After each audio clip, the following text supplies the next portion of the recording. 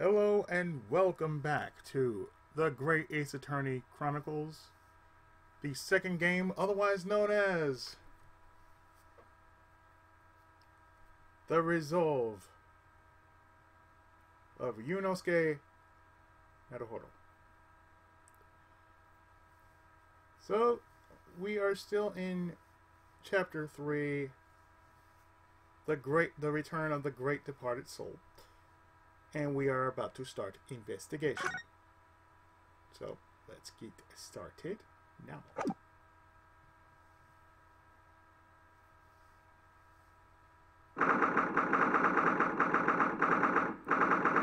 Later that day, in Naruhodo's legal consultation, 2:41 p.m.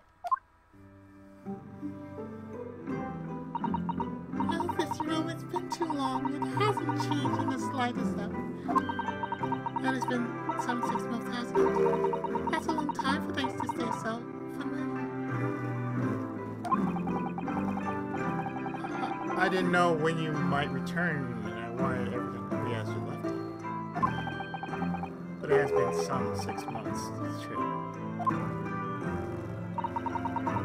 Did your father arrive, Izzy? What happened? My father? Yes, Professor Mikatoba. I mean, it was half a year ago, but that's why you went back to Japan? Because the telegram you received saying he'd fallen ill with a very high fever for some unknown reason? That's right. He's always surprised that he'd be coming back so soon. Surprised but happy.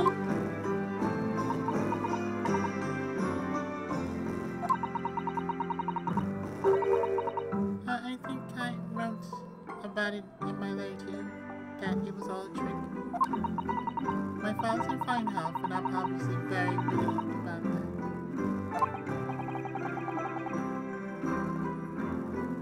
Well, we're all delighted to have you back. Quite. By accident, I've been able to return to Europe, actually, because of a very grand conference called the International Forensic Science Symposium. The International Forensic... That's the same symposium on stronger. Anyway, I've arrived safe and sound, and all that matters is that I'm here now.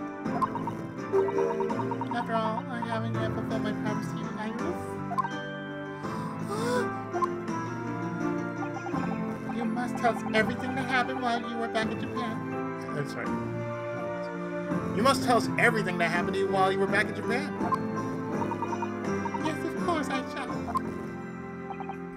And there's one other thing. Something you wrote in your letter that particularly grabbed my attention. About you-know-who. About Cosmo. I know. I'll tell you all that I can.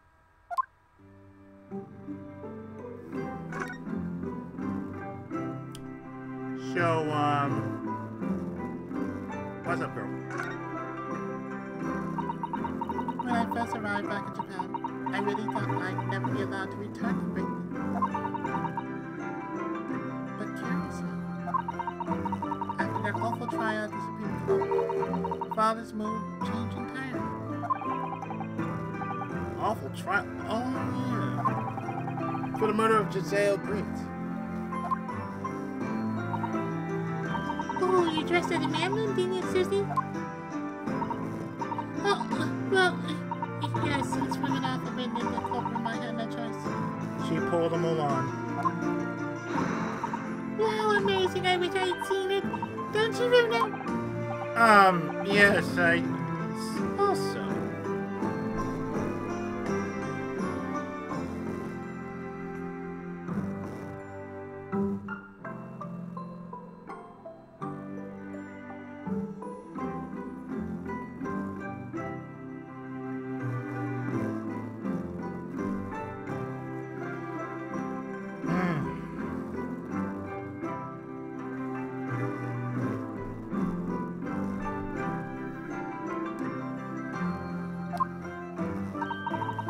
To play at being a lawyer now.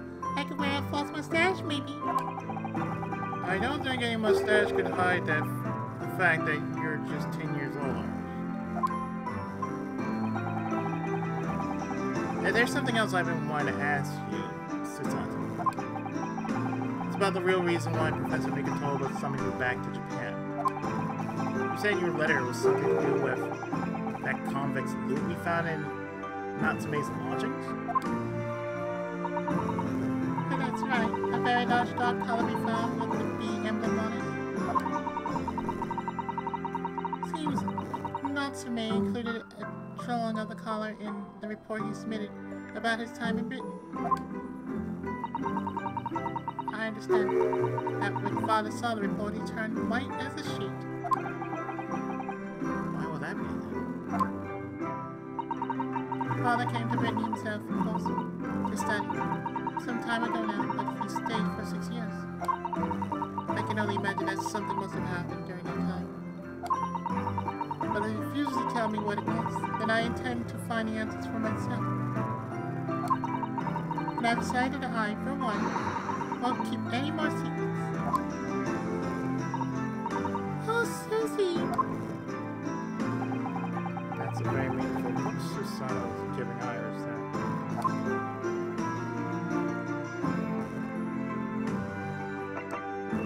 The FSS. Strongheart mentioned something about that symposium too. I think he said that investigative authorities from 40 different countries would attend. Yes, and from Japan, my father and Judge Jigoku have been invited. You mean Judge Hell? I wonder if he's related to Dr. Hell from Mazinger Z. Something of that, or I believe. Well, Professor Mikatoba is the leading expert in forensic medicine in our country, after all. But who was the other person you mentioned? Judge, you say? Yes, His Excellency, Judge Shishiro Jigoku. You met him, Naruto.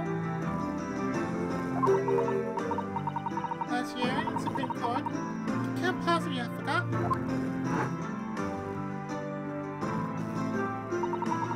That terrible trial of yours when you were accused of murder?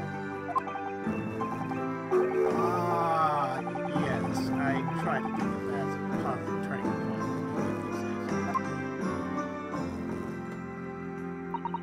Jikoku! Well, it was Judge Jikoku who presided over that trial.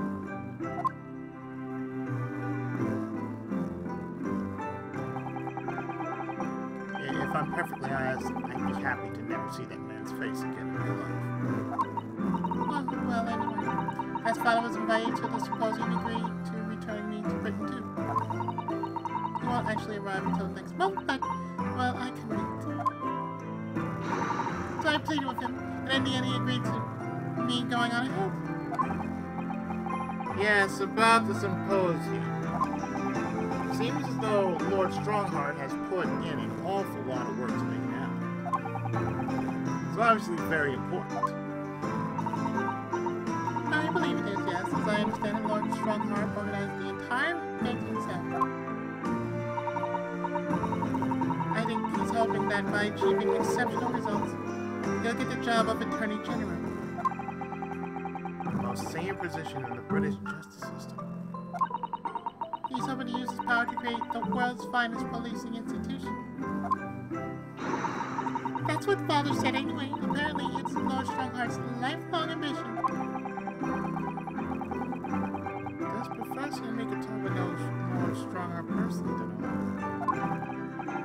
Actually, Lord Strongheart gave me a long speech about all this very subject only yesterday. But I sort of lost the will to live early on, and I didn't really listen much. I'll try and figure. So about that Brett. Giselle Brett. The woman whose unforgivable actions ended in me being wrongly accused of a crime I didn't commit. The murder of Dr. John H. Wilson. Yes, Giselle Brett. That's a name I won't forget for as long as I live. The extraordinary thing is, though, seems it's a name we all should forget. Sorry. Since the incident, our government's intelligence services have been investigating Miss Brett. Well, it turns out that an English woman by the name of Giselle Brett didn't actually exist. Did not exist? But how could that be? You know why? She's the Black Monster. Cannot exist?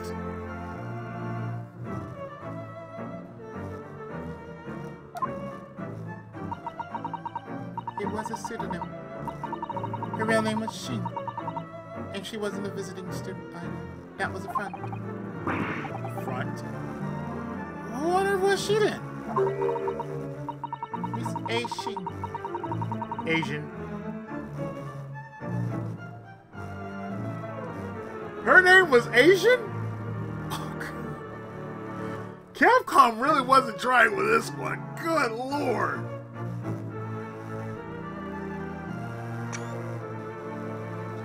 Capcom, truly, you were not trying with this one.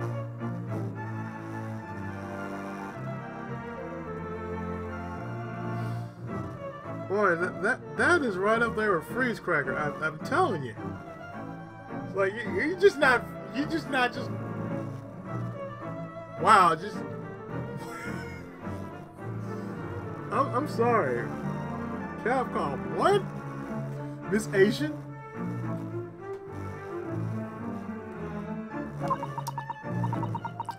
Nobody knows why, or even how she came to be in Japan. It's a complete mystery. But that makes no sense. It's no easy task to be accepted as a foreign student anywhere. What could a woman have been up to? I'm afraid I really don't know. The only thing we can be sure of is that she had some business in our country that we don't yet understand.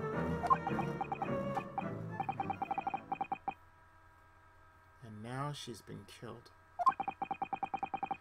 While all the questions surrounding her existence remain unanswered. Excuse the yawn. I'm afraid so. Asian. Who on earth was she?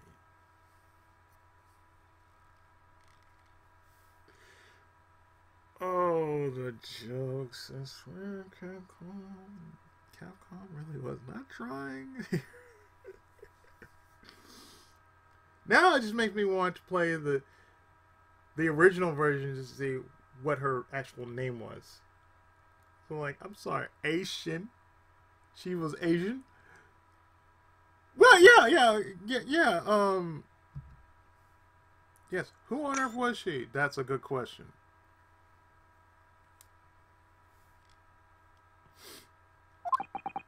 And why do I feel as though I've heard that name before somewhere?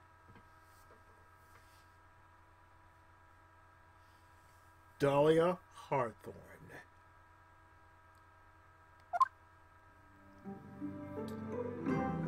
So what about Cosmo?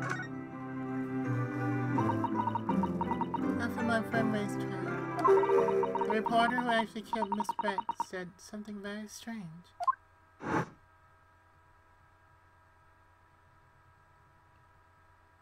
He said,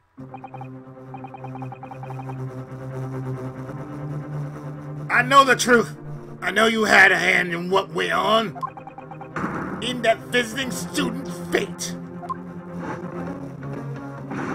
Nobody here in Japan knows anything about it. They don't know that the guy never made to England. That he died on that steamship. And that he'll never ever make it out of here alive. Obviously, I couldn't ask him to elaborate on time. But later I visited a man in his prison cell and asked him what he was going to say about Cosmos. And what'd you learn? After he died on the voyage to Great Britain, his body should have been updated and the board of Hong Kong and passed into care of the consulate staff there. Should have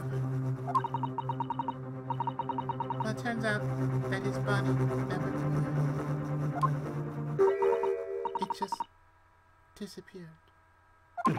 What? Cosmo's body vanished? Our government tried to cover the fact up, it seems. They erected a grave on the cliffs by our hometown. Except Cosmo isn't there. Did the professor know about this? Yes, it would seem that he did. But he didn't tell me. They're still investigating what happened to Cosmo's body as we speak. I just don't believe it. And what is this acute feeling of apprehension I have of this? The Cosmo Mystery. Tonight on the NBC Movie of the Week.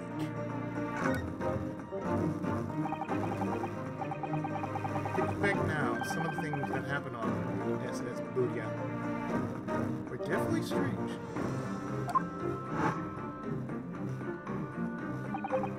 I mean, after he died, we never saw his body again, did we?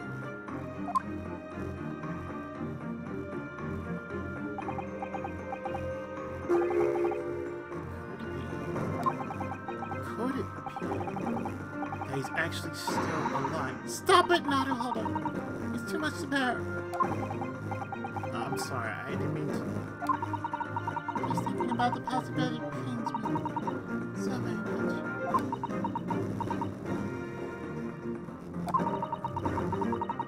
Cast your mind back for a moment, Naru.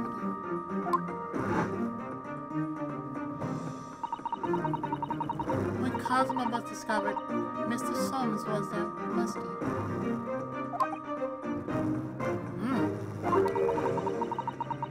He definitely examined the body. I remember it clearly. You're right!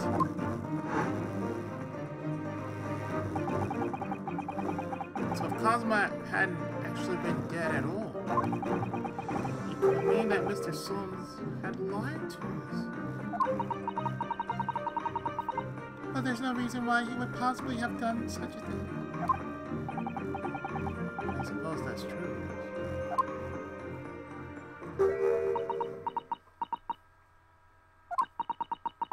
The idea that he might still be alive somewhere. It wants to fill me with hope, but I can't let it. Because if it turned out to not be true, then I'd be back at the bottom of that awful pit of despair again. It'd be Danganronpa. I'm terrified of what that might do to me. Oh, Sasato. I know she's given the idea of the thought it deserves. It's Sasato we're talking about, after all. So I probably shouldn't push it now.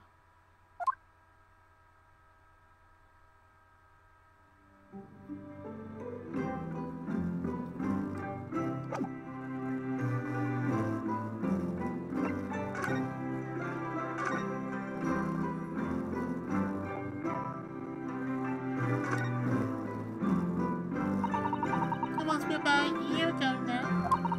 I read a really long story based on some of my father's own notes. It's about one of Harry's greatest exploits. I called it The Hound of the Baskervilles.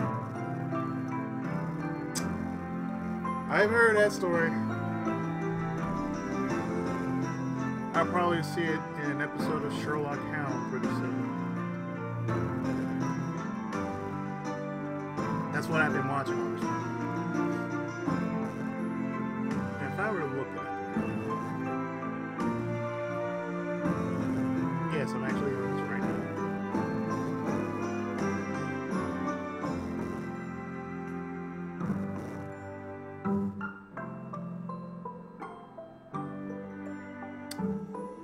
Sir Arthur Conan Doyle.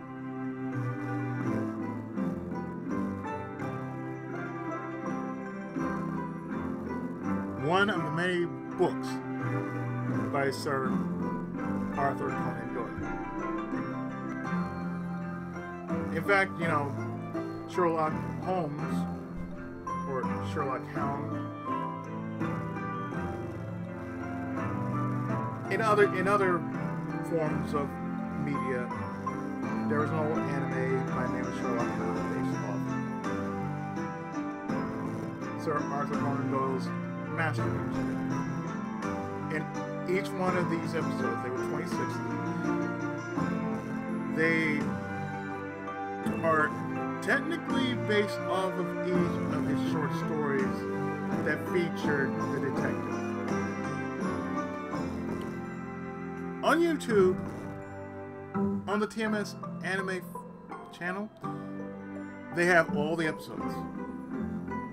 Also, on Filmrise, they are getting all the episodes. But the thing is, on TMS, they're all in order. On Filmrise, they're not in order.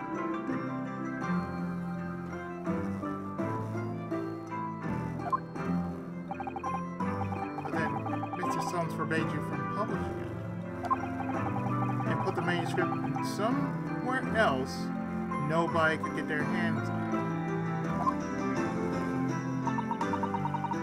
Nobody knows anything about it apart from Harley and I. But for some reason, you know the title of it, Susie?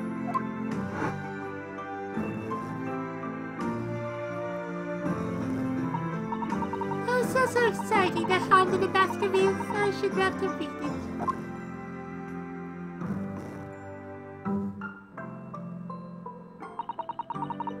Everyone tell me how you come to know it. Yes, but I made you a promise that I will explain one day, didn't I? I think it's time.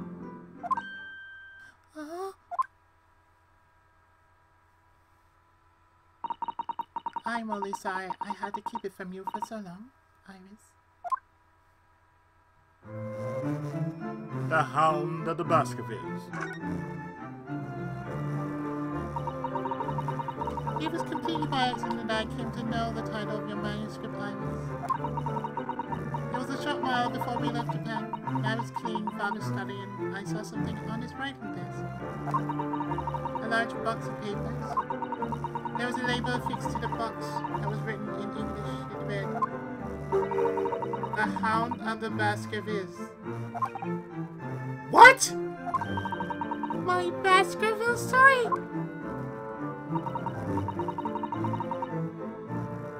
Of course, I had no idea what it was at the time. My father came in and... So! What are you doing?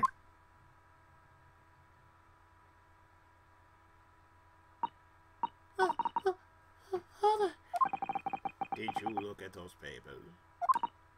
No, I simply read the label, that's all. Well, put it out of your mind. Sorry. Forget that you ever saw it, and certainly don't tell anybody else about this. Do you understand?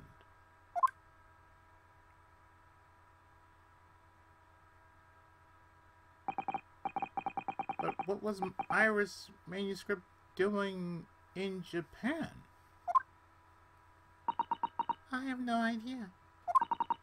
But when I heard Iris mention the word Baskerville that day, the title just slipped out.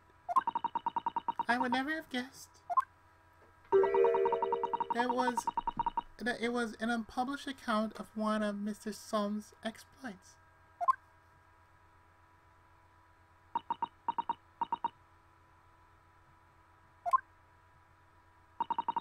When I returned to Japan, I asked Father to explain, but he refused to answer any of my questions, and there was no sign of the big box in his office.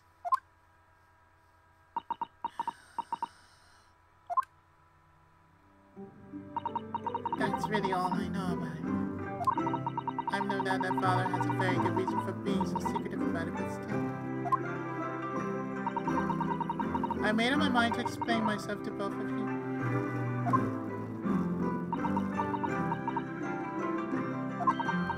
Well, thank you for being so honest, Susie.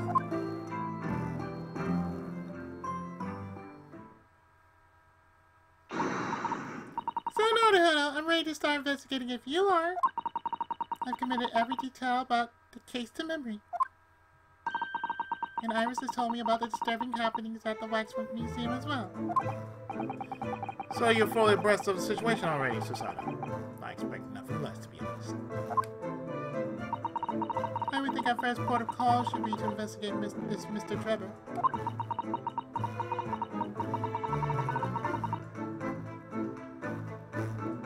The engineer responsible for building the elaborate machine that was used to effect this extraordinary trick.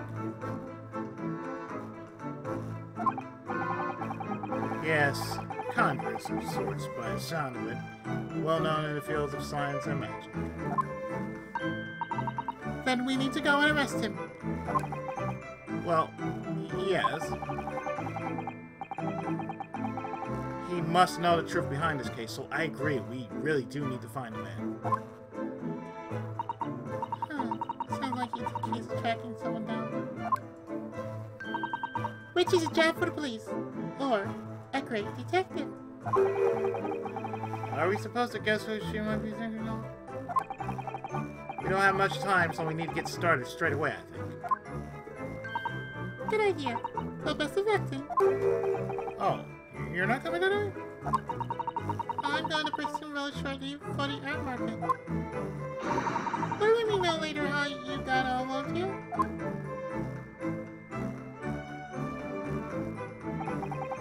That was a little rough. The pull of the art market must be strong.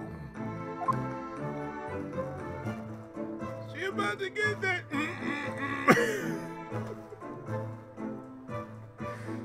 All is for her Holmesy.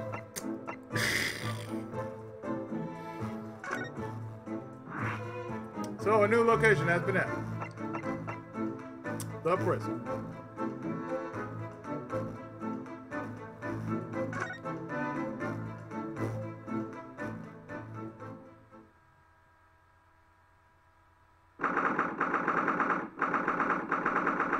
Still at the local prison. Cell 11. Damn, son.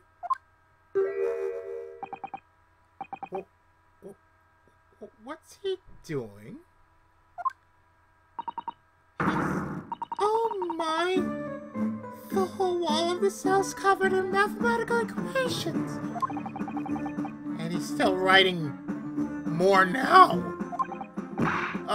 Professor, sorry to interrupt.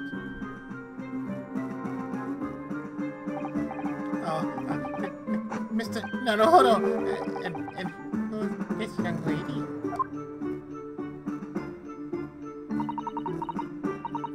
My name is Susato Mikatoba. I'm Naruhodo's judicial assistant. Pleasure to meet you, Professor.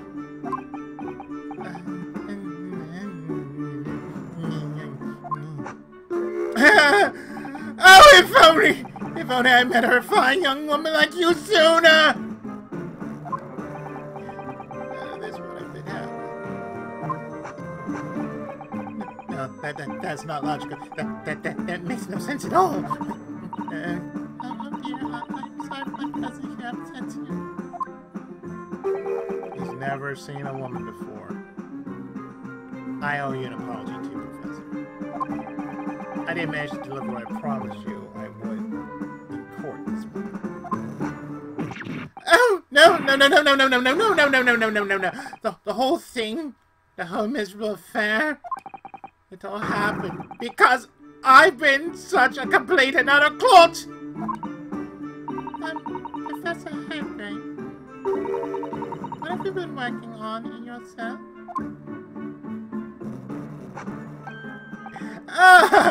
You mean that, dear, how embarrassing. I was suddenly struck by an idea, you see, and I simply had to write it down. The roll-up was all I had to have.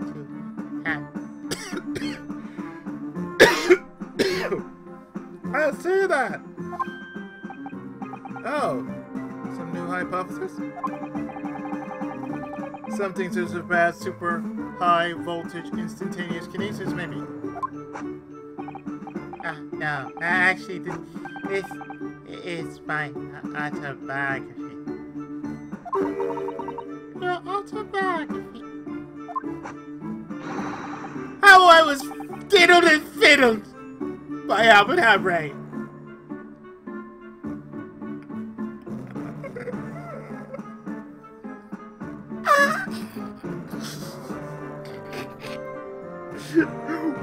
What?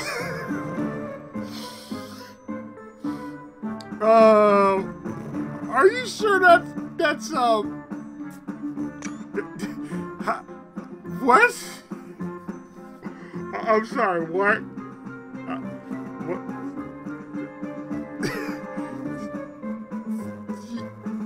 I'm sorry, I need to...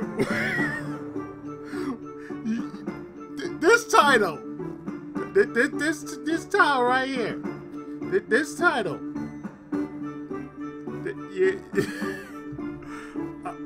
Even I had to make a screenshot of that, and I'm like, what? Oh my god, what the hell, man? Oh, seriously. I found I can represent my odd fortunes with only odd numbers in an ambitious set of simultaneous equations. I'm going to have to pay back all the loans I took for the kinesis machine, you see. It's going to be a new serial publication from next month, Part 1, An Odd Birth and Odd Upbringing. I'm sorry, but how the hell somebody's supposed to read a book that daggone small like that? I'm sorry, it's like,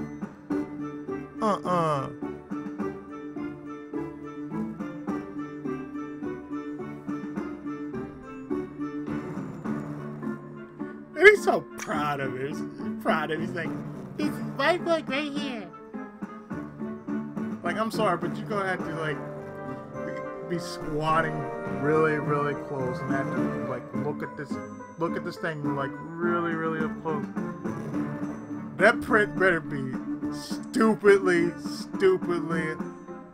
big, just because it's for a size that size. I'm sorry, what? You can't beat the man's optimism, that's for sure. I see. Well, for now, would you mind if we talked a little more about the case? Oh yes, of course! I've been working through the numbers. I was fiddled by the paramedic!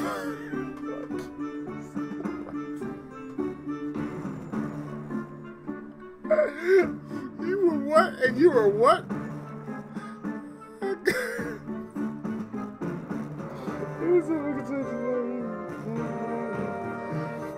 I was fitted by the paramedic! My husband and by that aloof engineer Trevor! We're not going to have to sit through an explanation of all these equations, are we?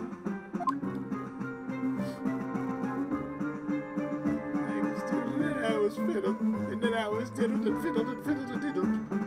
I was diddled and fiddled and fiddled and diddled. I have diddled and fiddled and fiddled and diddled. I need some fiddle faddle for my fiddle diddle.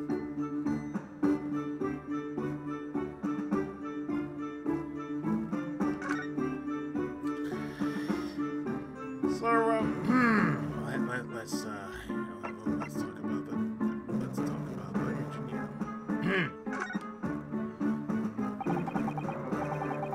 Is he an engineer, a magician, or a swindler? It was about a year ago when Mr. Osmond first brought Trevor to me in my laboratory. And since then, I've met him many times to discuss details about the kinesis machine. But at no point did you have any inkling that he was just an illusionist. Oh, he definitely wasn't just an illusionist. What do you mean? He was a wealth of deep scientific knowledge. There's no question that the man's a genuine scientist. It's apparently apparent. It's instantly apparent in conversation. I see. But the wretched man deceived you, Professor. It's unforgivable. We must do everything we can to find him and bring him to justice. Are there no more clues you can give us as to his whereabouts?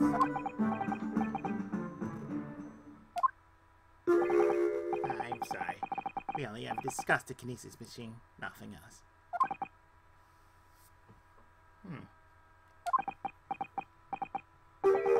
Although, just once, I did visit his workshop.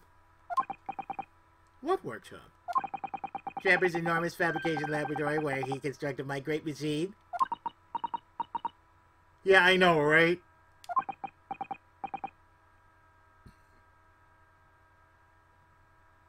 Like, she's looking at me, I'm looking at her, and at the same time I'm looking at him, like...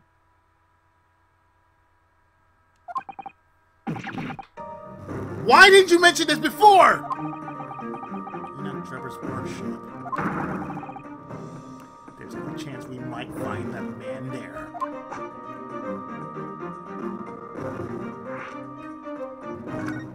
Words now. So you've been to Trevor's place of work then? It just what you understand. It was an enormous place. Plenty of room to construct the kinesis machine, you see. Where can we find it? We have to go there once. There's a good chance we'll find Trevor there.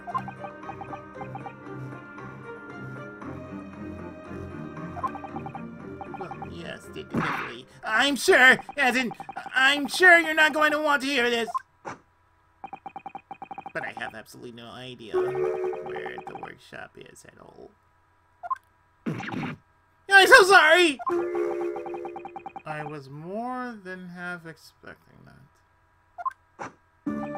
You see, I was blindfolded the carriage the entire way there. He blindfolded you? He wasn't taking any chances there.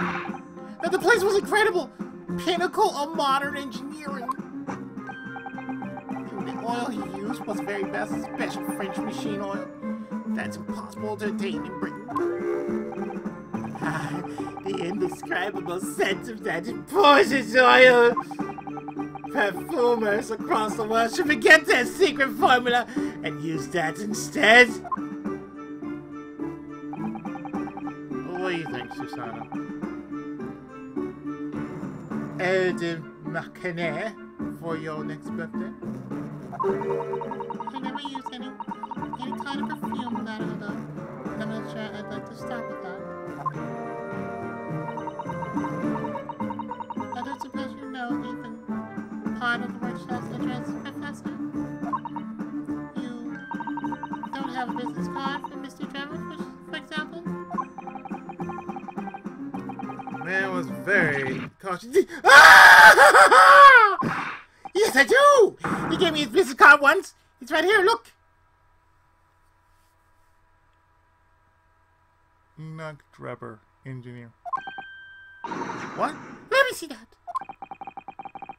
Throw etiquette to the wind, why don't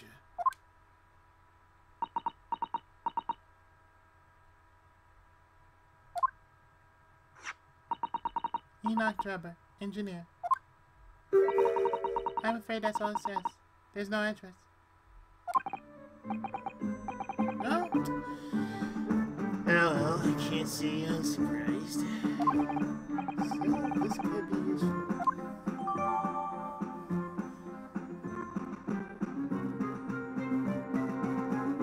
The business card. Only shows the man's name. No address.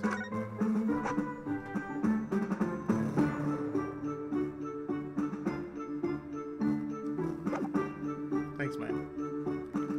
We'll be moving now.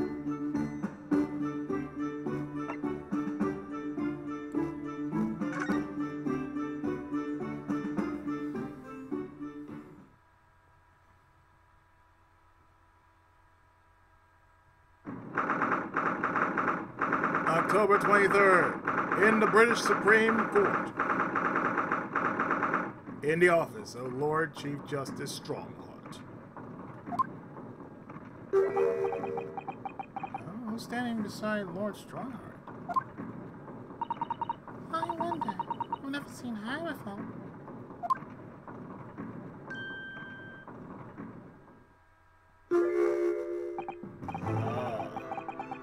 The young champion of the court. You had some success this morning, I understand. and you've thrown the entire government into disarray as a result. You mean because of Professor Hairbrain's experiment? Sham science being demonstrated at London's Great Exhibition. The country's been made to look foolish, and now politicians are scrambling to respond. Lord Hunt seeks to wonder as we speak, giving an emergency briefing. Oh dear, I didn't mean to cause any trouble. None of this is your responsibility. The government is entirely to blame for having been taken in. The special dispensation that prevents investigation at the scene will be annulled later today. Once it happens, my forensic investigation team will move in and deal with that scrap metal in no time.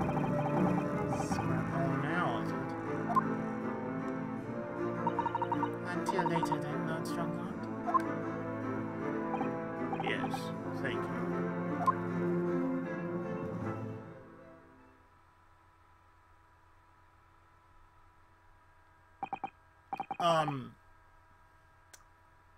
What was that?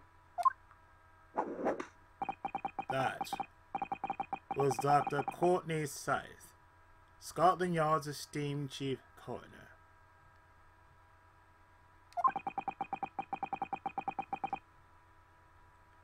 She's leading the forensic investigation team's handling of this case.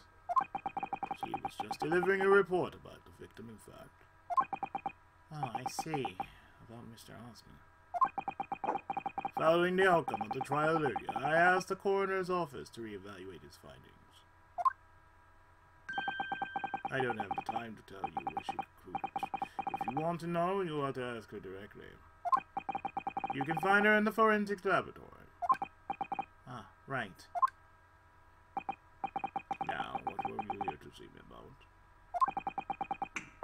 I can give you 7 minutes and 39 seconds of my time. So you're not running quite so spectacularly late anymore.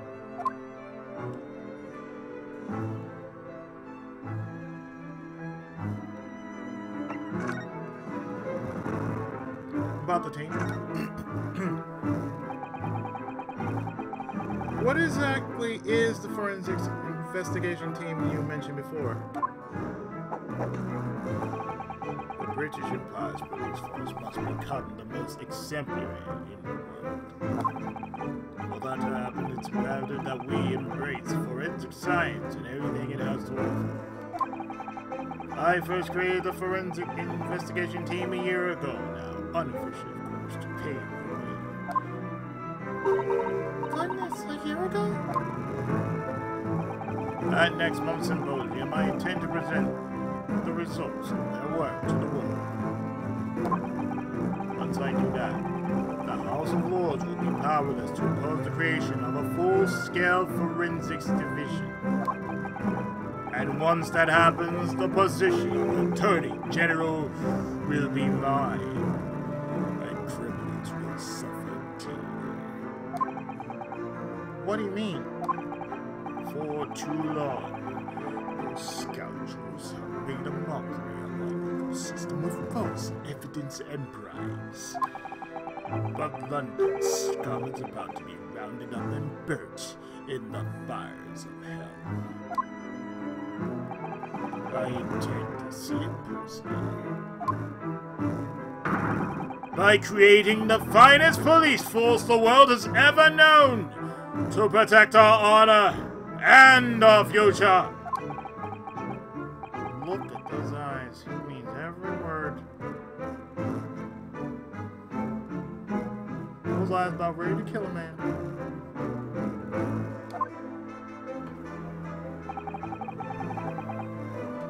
Dr. Scythe, He's an extremely reliable coroner. when I officially establish the forensics division at Scotland, she will run it as my right hand.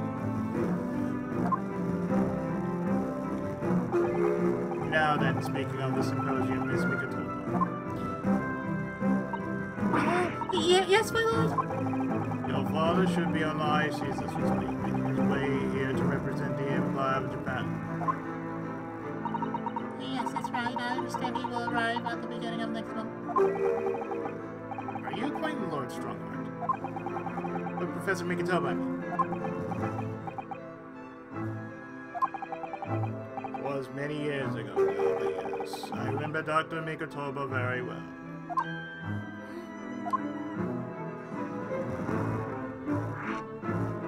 Well, tell us then, sir.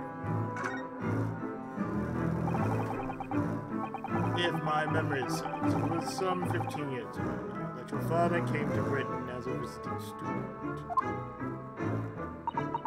It was the year I was born, so yes, 16 years ago is in fact.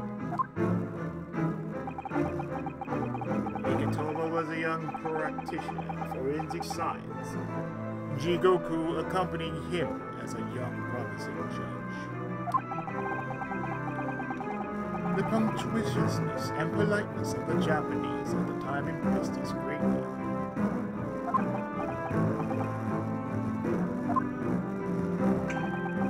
Not that I wish to imply impoliteness or carelessness on your part. I didn't think that you were. Dr. Mikitoba studied forensics at one of London's large hospitals. St. Sinners, if I'm not mistaken. Dr. Sai was also there when, as it happens. Then Dr. Sai know my father, does she?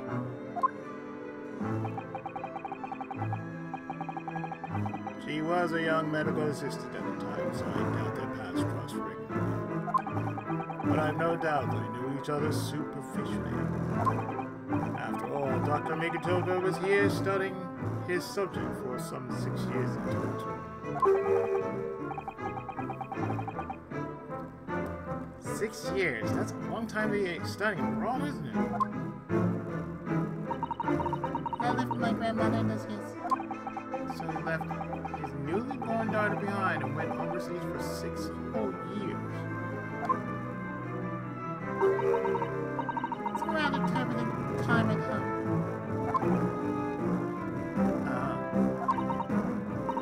Perhaps father wanted a reason to get away. What do you mean? Why?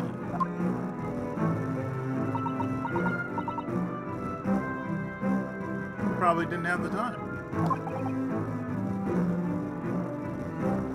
No. Clearly something was going on at the time.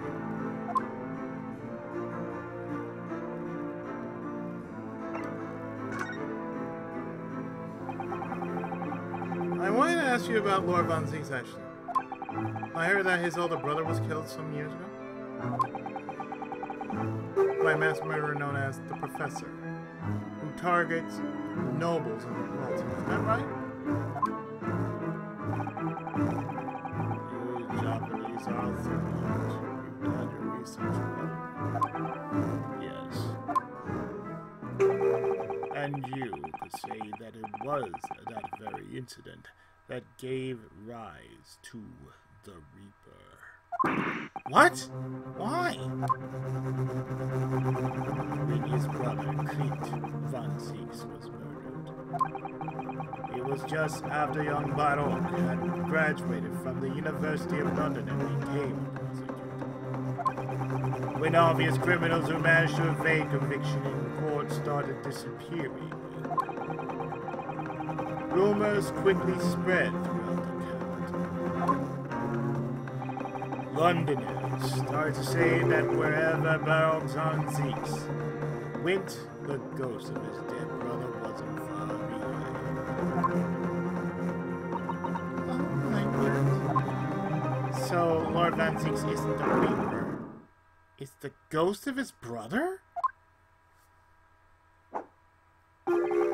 Ever since that time, he became a very aloof figure in London's legal circles.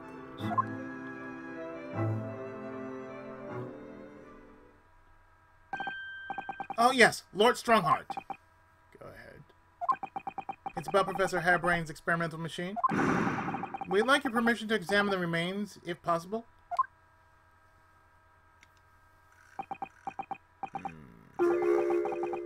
well versed in science. Not in the slightest. In fact, you could say I was barely aware of the subject at all until recently. Well, the special dispensation legally preventing investigation of machines currently being unlocked. Within a few hours, Dr. Science team of forensic experts will begin their own investigation. But I suppose until then, there's no harm in looking at the wreckage as long as you touch nothing. Thank you! Being able to look at it is better than nothing. And I'll be able to see it too. Your time is up. You'll have to excuse me now, I'm afraid. My next engagement course. We are extremely sorry to have troubled you when you are so busy, my lord. I have important matters to attend to in preparation for the symposium, you understand.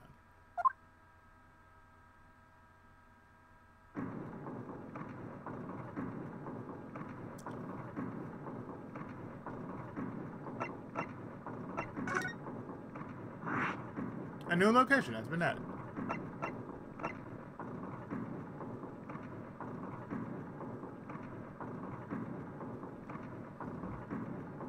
To the stage.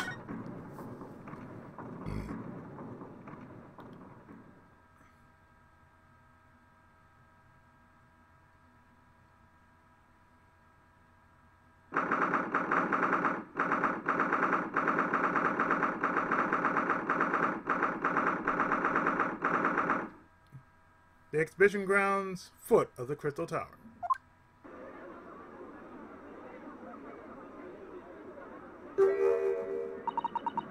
I had no idea there were so many people in the world.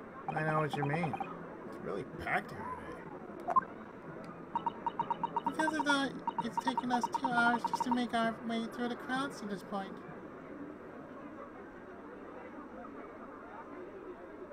Two hours. Yeah, that's about right if you were going through LineCon. Especially if you went up there during either in the afternoon, and we're talking 12 o'clock. Your ass will be like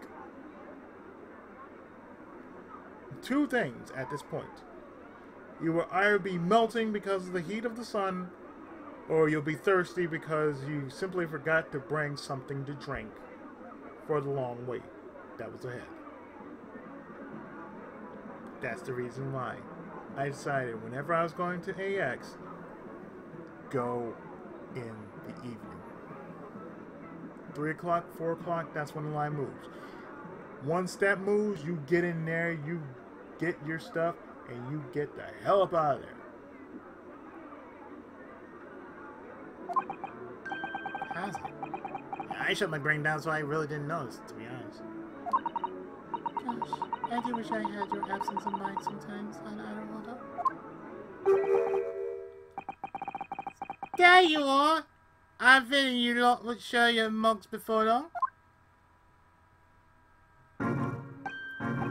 Oh, Inspector Gregson! So you're all at work as usual? I'm great, Yep. Why, dear, have you been keeping well since we last met? What's with all the ceremony? We just saw each other in court this morning. Not ye, sunshine, the gentlewoman, Sir Northern, the sword. Oh, I thank you, Inspector. How good of you to notice. It might be a bit rough around the edges, but we still probably consuming that hard smoke. You probably guessed we were hoping to investigate the scene some more. Oh, well, last young trainees done like. Oi! Get over here, Jaina!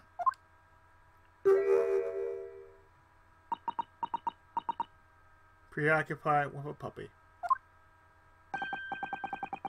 She seemed to be busy playing with a puppy. Probably giving it the traditional East End training. Gina, she's a police officer now. Amazing, isn't it? There you go, kid, actually. Alt's in the wrong place, anyway. She's got the detection bug, if you ask me. Yep, I think she'll follow in my footsteps not. What do you mean? I'm being transferred. Time for me to say doo-doo to London. Oh, no, really? That's a bit sudden, isn't it? I had no idea. Where are you going to be posted then? We'll come see how you're getting on. Huh. Not like me. You're trying to get in trouble. You don't mind a trip to France, brothers. France? I'll be working in Paris police prefecture. Should be one in the morning. But France! It's an entirely different country! I don't understand. Why would you be sent there? That's the way it don't work, sunshine. And don't go poking your nose in where it's not wanted.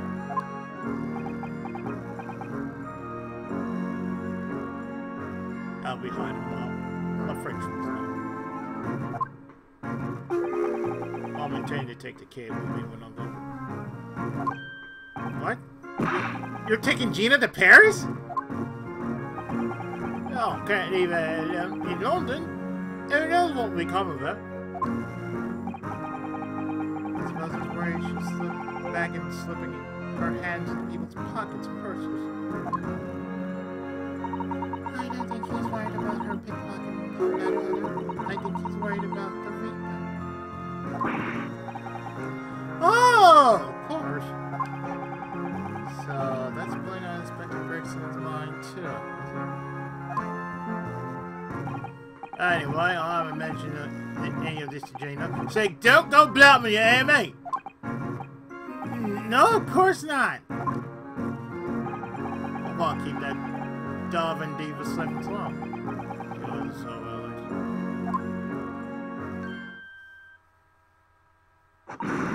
Oi! Did you just call me a blooming Diamond Diva again? So you heard that, did you? Right, well. Any question about the same, you can put into my cable detective Diva here.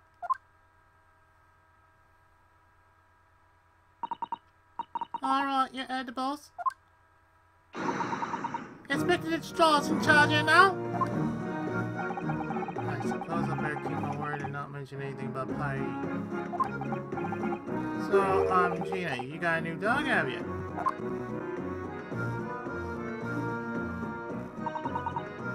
Isn't he great?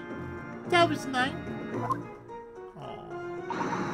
Oh, delightful. It's absolutely adorable. Yes, the dog does seem lovely. But it's not so lovely Inspector Gregson that's playing on my mind.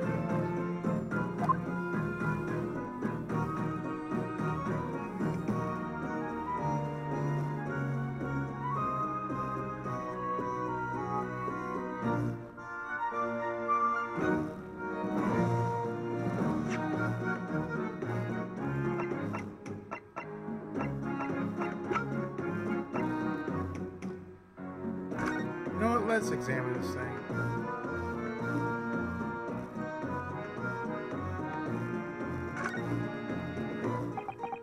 This dark smudge here. I think perhaps it's machine oil. Ah, yes, possibly. Professor Hairbrain mentioned something about the oil Mr. Trevor uses, didn't he? Said it was specially imported, very high quality oil that's impossible to obtain in Britain. Yes, that's right. But more importantly, that's more fragrant than the plant's perfume, so excuse me a moment.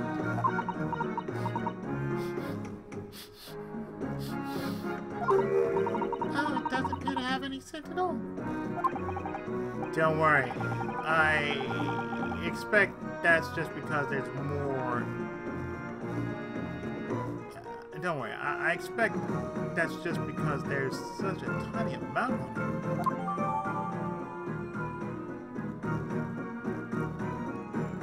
There's a smear of machine oil on the reverse.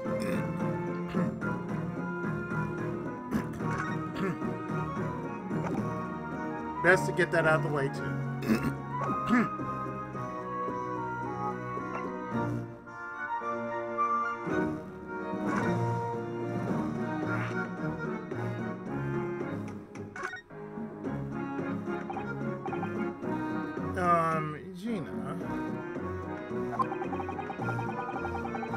actually hoping that we could investigate the scene again.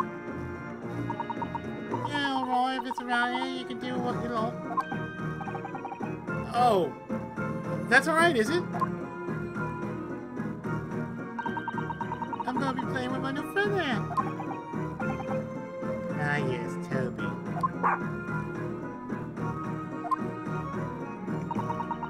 The machine I explained must be at the top of those stairs, I presume. I haven't actually seen you yet, so if you don't mind. So you get out there, sis. Oh. Just like I told Ada yesterday. Even I ain't allowed near that, right? What's it called again? The reason we ain't supposed to touch it? The Special Dispensation for Scientific Equipment Act.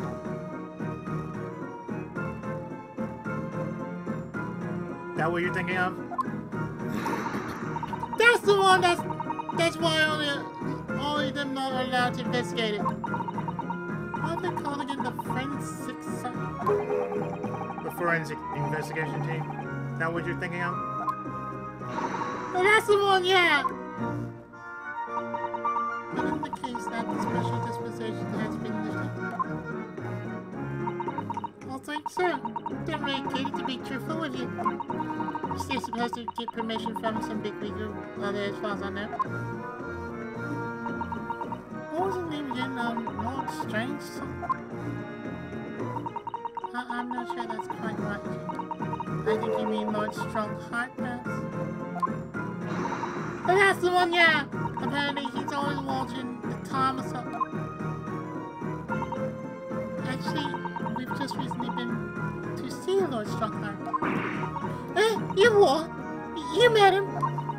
Last time the boss was going on to see him. He waited there for 3 hours at the post office and came back sniffing. Sure.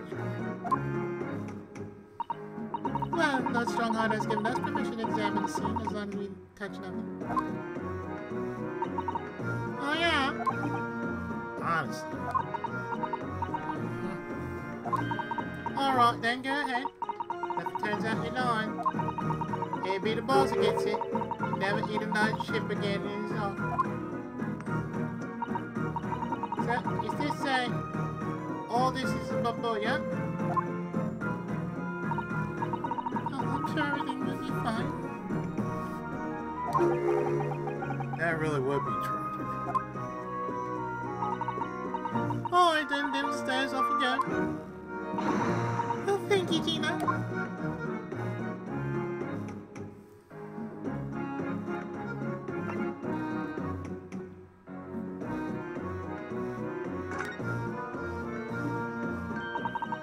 It was great, right? Oh, hi, Rock Laugh. There's a new one on me now. You know, being in court and not spend the whole time worrying about to be found out. You did keep an awful lot of ships in your previous court cases, didn't you? Yeah, and orders made things hard for me every single time, you know. She's doing my job, Gina. But watching someone else get in the neck is a lot of fun, actually. It's amazing when you show that dodgy professor's dodgy experiment was a total fix. The dodgy professor, as you put it, Gina, is kind.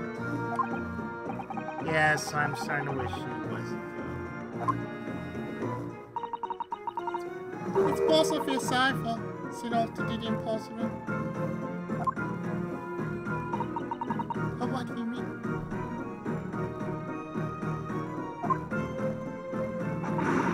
Ain't supposed to arrest that overcomer, ain't he? And it's time for tomorrow and all. You know the dodgy engineer. What's his name again? Mr. Drubber, you mean? Enoch Drubber? Oh, that's the one, yeah. So the police are looking for this mysterious man with a black monocle. I guess they would be. I swear, if he looks like Moriarty from Sherlock Holmes, I'm like, okay. Okay, I know where this is going.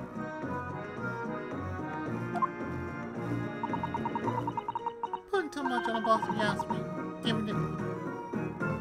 giving him psychotic. Oh dear, but I do wonder if that isn't actually from all the fried food. Like that actually booked. So Scotland Yard are trying to track down Mr. Enoch Trevor. I wonder if they had any luck. It's really funny looking got 2 eyes, not much. Got a glimpse of a pitch of vermilion. I mean, I didn't actually pinch it on nothing. Oh, devil's Scotland. Sorry? Who? You know that Scotland Reaper what's always glugging down glasses of blood red plunk. Lord Matsix. Always had it in for me, Nico. You know what he's always scanning Batman? Probably would have been a good boss as against. She'd rather be the Reaper's instead detective training. The way I see it, if the choice is between a chip-guzzling detective and a child's-glugging demigod, you're equally bad off with both. I suppose you're right. I hadn't thought of that like that. Why we put that one in there? Anyway, point is, everyone's at the yard dead set on finding the fishy engineer. But there don't seem to be any clues going on, so they're stuck. Someone that can lead us to Trevor. What about the dog? Where'd you find that little mutt then, Gina? Oi! Don't be flaming rude, Aldo! Slight overreaction, don't you think? He ain't no mutt, alright? Toby's, how they put it? A doggo. Oh yeah! A bona fide detective. Sorry?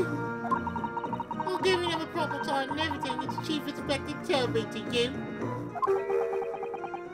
Or Senior than Inspector Gregson, is he? Aww, what's up? He's a police sergeant, is he? Police recruits dog now. He's the first canine unit. I heard they're already being used officially in Germany as part of their city policing. They're used for chasing criminals and such like. They have a wonderful sense of smell. I have a fairly good sense of smell myself as it happens. I can tell undergarments that have been freshly laundered from undergarments that haven't. That's not competitive, but Oh, really?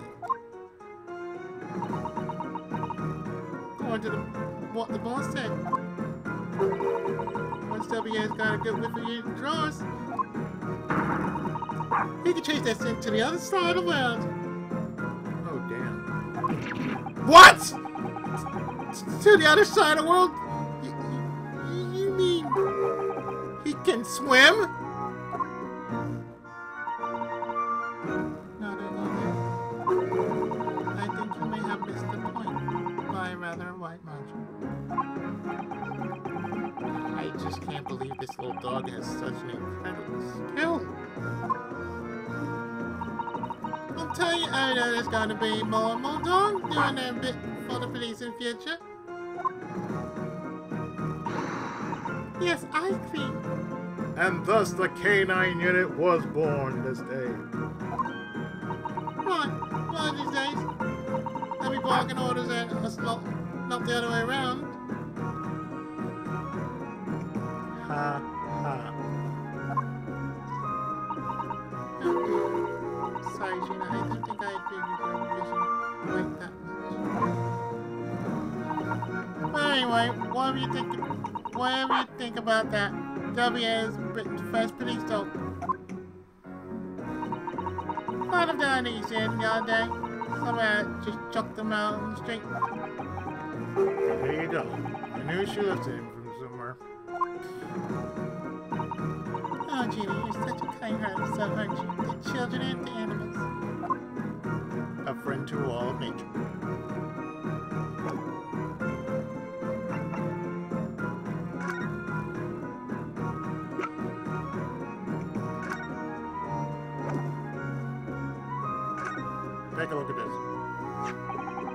About this, Gina. Well, I'm still on my legs at the moment. I know A to E, so if it ain't too much blatant trouble. Actually, Gina, it's the back of the car that's... Eh? How come? There's just a dirty old smudge on the back, that's all. Turns out that this is very high quality French machine oil. Has a very particular scent, apparently. Just say, let's have a whiff then.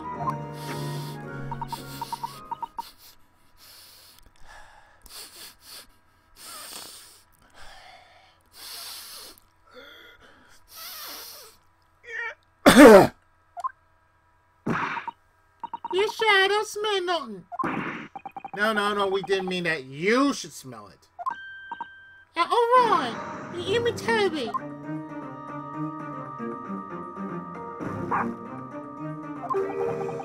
Since it smells so good, it can track people over the oceans, can't it? Professor Harbrain informs us that this was unique to Mr. Drebber's workshop.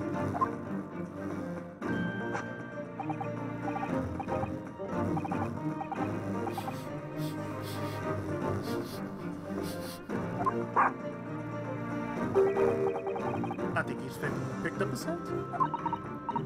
So you mean if he follows the scent of this oil, Toby could lead us to that dodgy Cub's workshop? That's right. And this is exactly what we're hoping.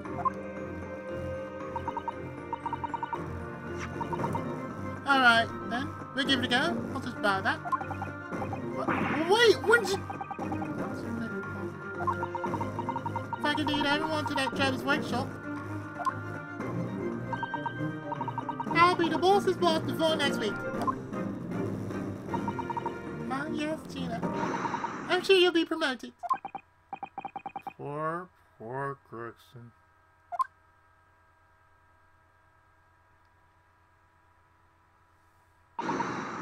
Right then, don't leave it to me. Sorry? We're gonna get going after that dodgy engineer code this minute.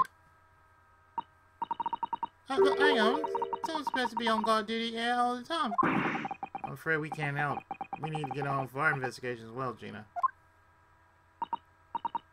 Oh, right. Oh well, never mind. It ain't gonna be me. Gets it in the neck, it'll be the boss. Poor Gregson again. Ready, Toby? Got that all set, have you? Come on then, boy. See you later.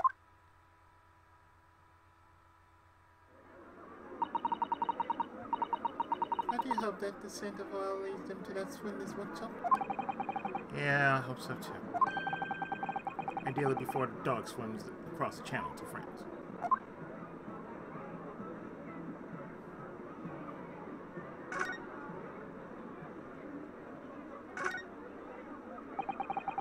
These stairs lead up to the pyramids. Let's go see what we can find out.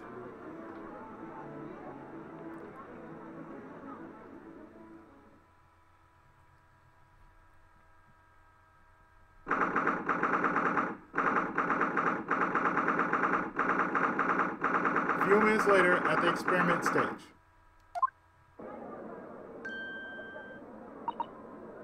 Oh my, so this is the machine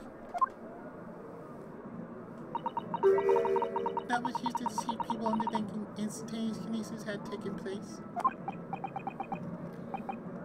Yep, that's right. Rather, it was the machine. It's a little worse for wear at the moment.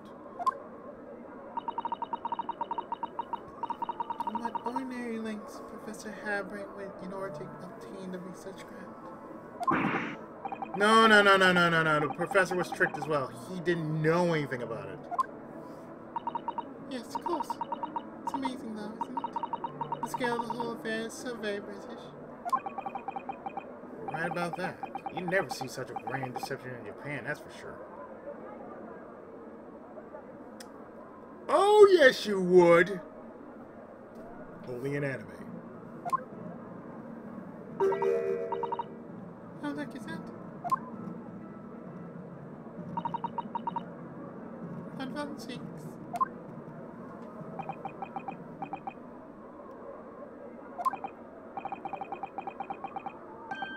So, I think we're more or less done here, aren't we? Shall we, Mr. Sato? Oh, already? He is the Reaper, remember? We do well to keep our distance, I think.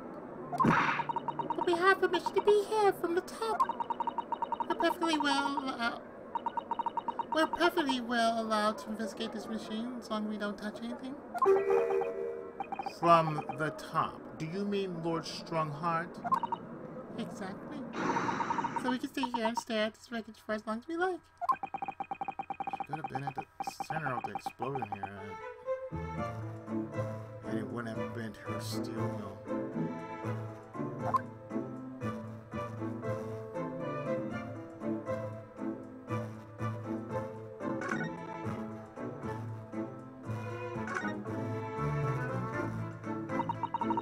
What a terrible explosion must have been.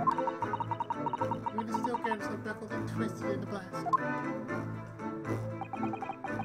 What they call the birdcage was right in the middle of it all, just here. But look, Naruto, that metal grill on the floor. Looks as though it's designed to open.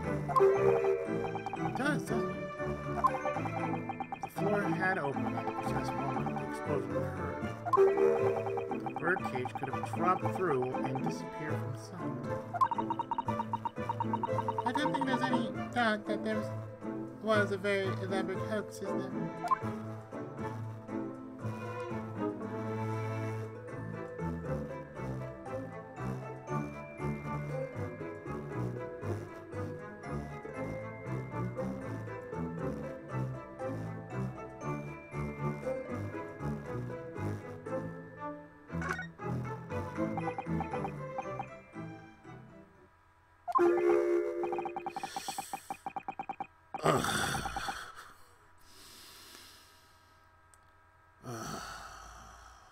Least approachable man in the world winner 10 years in a row. Be strong, Naruto. Your country and the system stand firm behind you.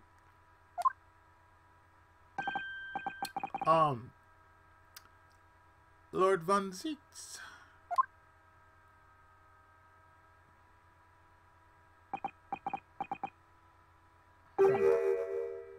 What? Well, beautiful weather we're having, is it?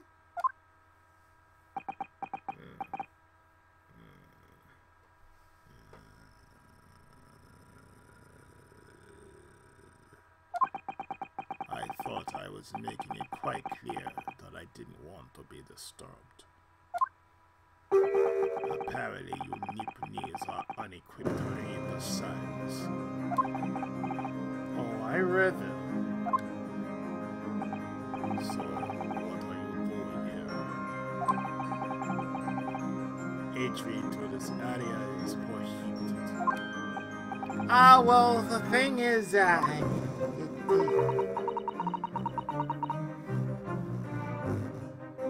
Lord Chief Justice Strongheart granted us permission to investigate.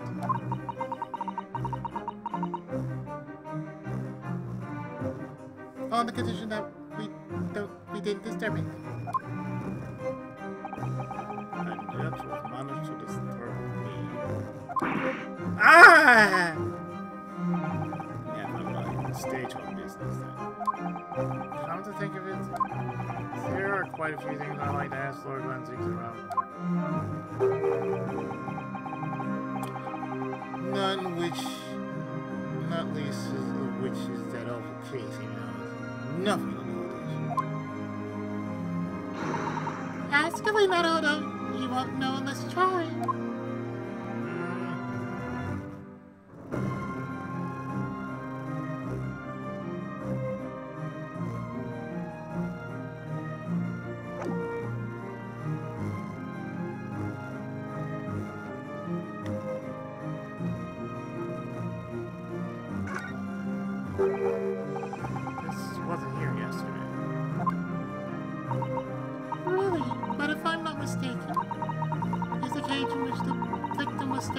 before he was apparently beamed through the air. That's right, the birdcage. According to what Professor Hairbrain said in courts made of wood. Or more precisely, Japanese cypress, I think. And despite having been an explosion and then falling from great height, it's relatively unharmed. What's wonderfully durable construction when you say, Naruto? I understood that the forensic investigation team had taken it away yesterday to examine it. I suppose they must have brought it back here when they finished their work. But sadly not with the body inside. Nope, that's right. I know we were given strict instructions not to touch anything, but still, this is too important a piece of information. We might need it for the trial. And we get the wooden birdcage.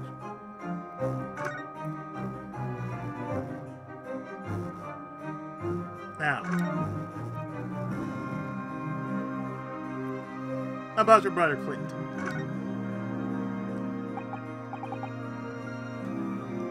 So, Clint.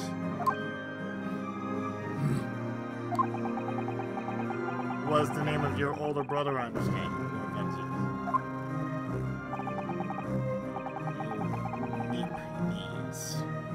I always have to be on guard whenever you're around. So you've been investigating me, have you? Oh, no. It's not like that. Well, alright, it's a bit like that.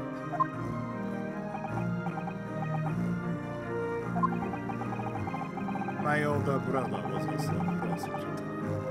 He was the pride of the Van Zyx family. But tragically, the vicious cure took him from us. The professor, you mean?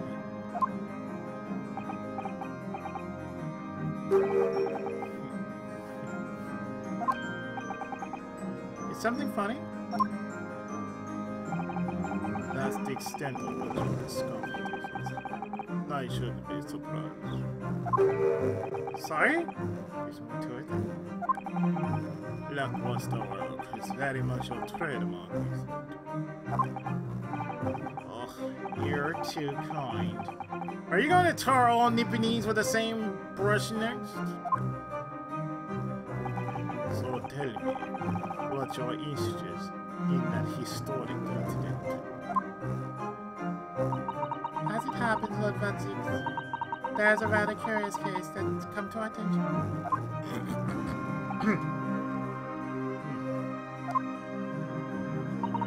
Are you aware of the Madame Tussauds Museum of Waxwork by any chance? I am not really. I believe that since last month I featured in one of the displays there for public school. Of course, the infamous Reaper of the Bailey would have to be exhibited, wouldn't he? Well, a particular waxwork has been stolen from the place and held for ransom. A particular waxwork? Wait, you mean? Yes, the professor. Mr. Solms is investigating the case as we speak.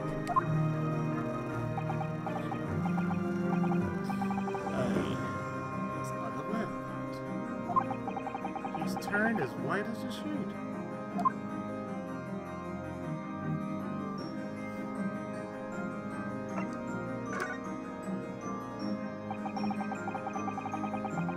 Are you trying to locate the engineer, Mr. Drebber, already? Surely that goes without saying. We're very keen to see him found as well. The trouble is we don't have much to go on aside from the description of the man we heard in courtroom. Which, according to Professor Hairbrain, was of a tall, thin gentleman who has straight white hair and wears a black monocle. So I was just wondering. I mean, I realize it's probably not possible, but we very much appreciate any more clues you can give us. Wow, Susanoo really knows how to take the bull by the horns.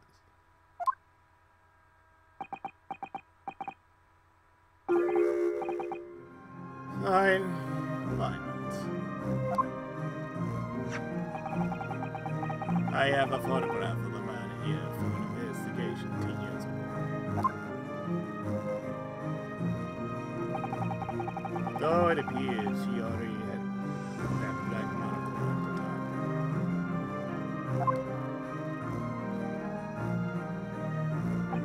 He wears a D-pad for a typing.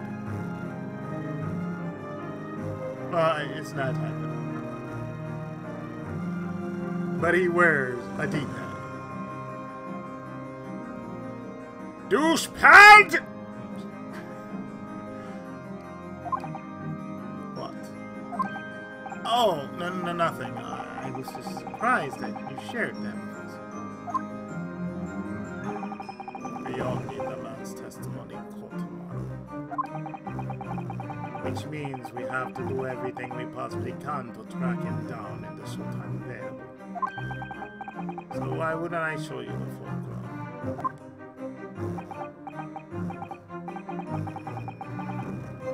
What is it about Lord Van Six? Sometimes I just can't work him out at all.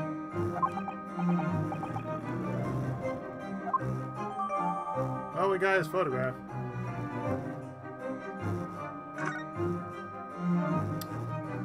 Freaking Moriarty! I swear.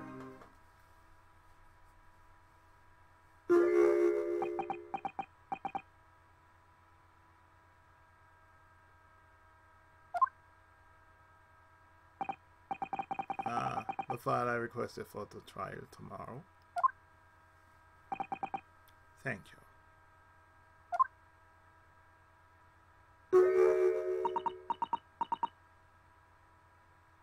And a hush falls over the crowd. Are you alright? Well, who is this man? Naruhodo? Lord Van Ziek's apprentice, apparently.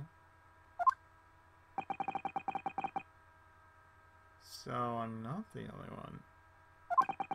Susato can see it too.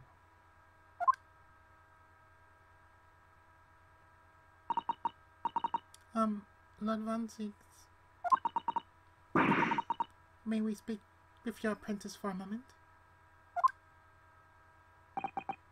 With him. Why?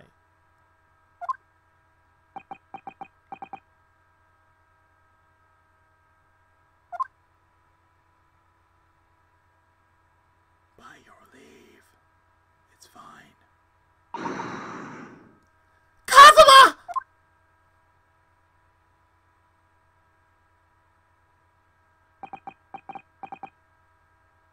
Kill you. Koros. Topsy.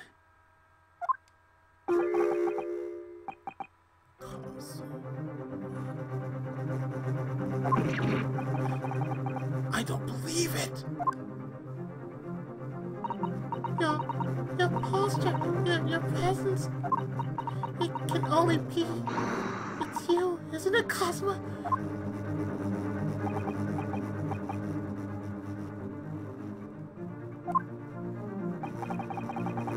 I felt something strange the very first time I encountered this cloak figure.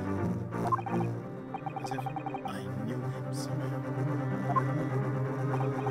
Can it really be you, Cosmo?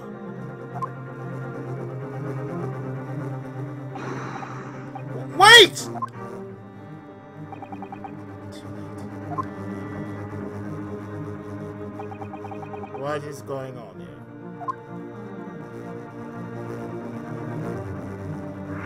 Your apprentice. What is your interest in my apprentice exactly? You act as if you know the man or something. Well, Since when has he been in your care? I don't recall you having an apprentice before I left Britain 6 months ago. Lord Strongheart introduced him to me about 3 months ago, with instructions to mentor him as prosecutor. But he didn't tell you why, did he?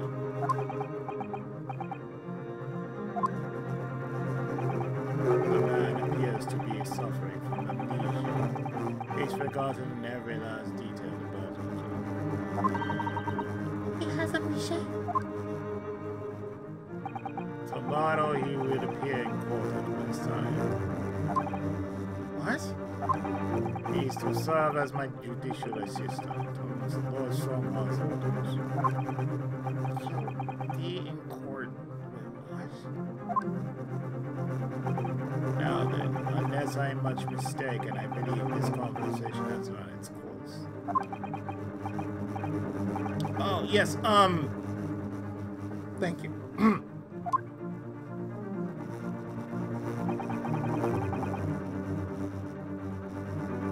Definitely saw a reaction. When Susanoo called out like that, it really seemed to hit her. When she called out Cosmo.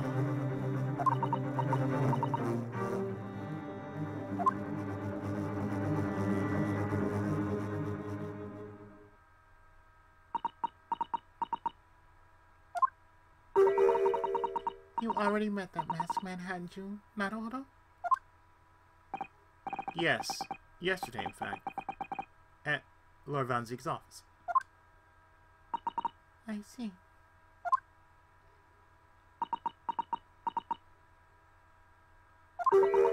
And if Kazuma really is still alive, it means that Mr. Sums lied to us. I know. We're gonna need to speak to him about that.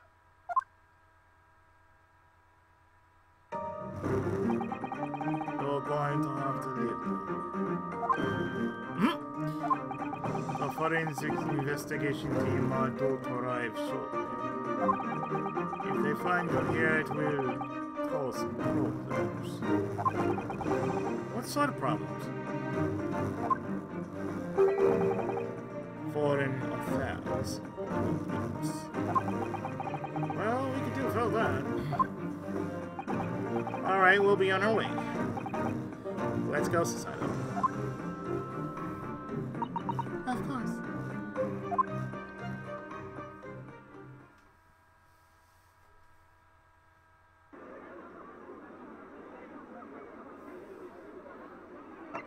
Well, let's move. To the forensic lab.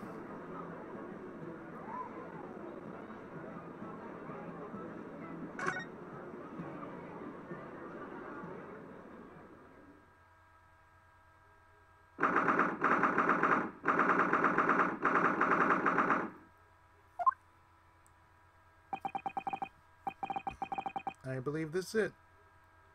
Dr. Science Laboratory. That chemical smell really salts the nose.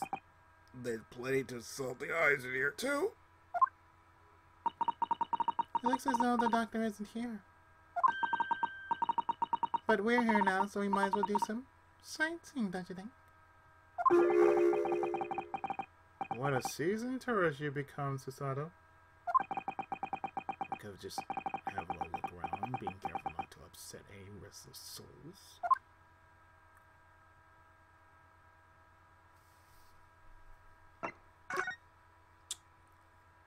What is this thing right here? Look at this big, thick book here.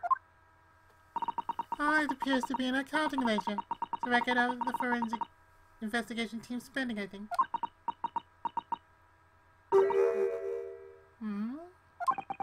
What is it? It's clear that the team purchases various equipment and supplies on a monthly basis, but... well, one entry seems rather strange. Really? What way? They're buying 500 scalpels every month. 500? They must be working really hard on dissecting corpses. I don't know. Judicial autopsies are only carried out in certain special circumstances. And scalpel blades can be sharpened too. Does seem a bit strange, you're right. 500 scalpels a month. What could they possibly be using them all for?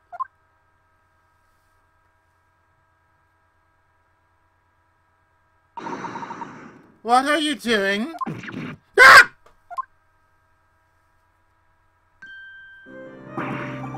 Sorry, we had something we might ask you, but you weren't here, so. So you thought you snooped around? That's acceptable to you people from these, is it?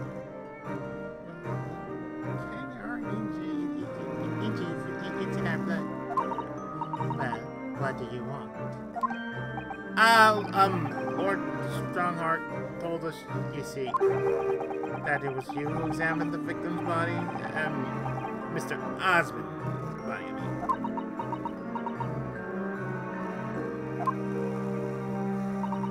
So we came to ask you about your findings. On Lord Strongheart's advice. Very well. If the Lord Chief Justice has given you his consent, I'll tell you what our investigation revealed. But when we're done, you must leave immediately.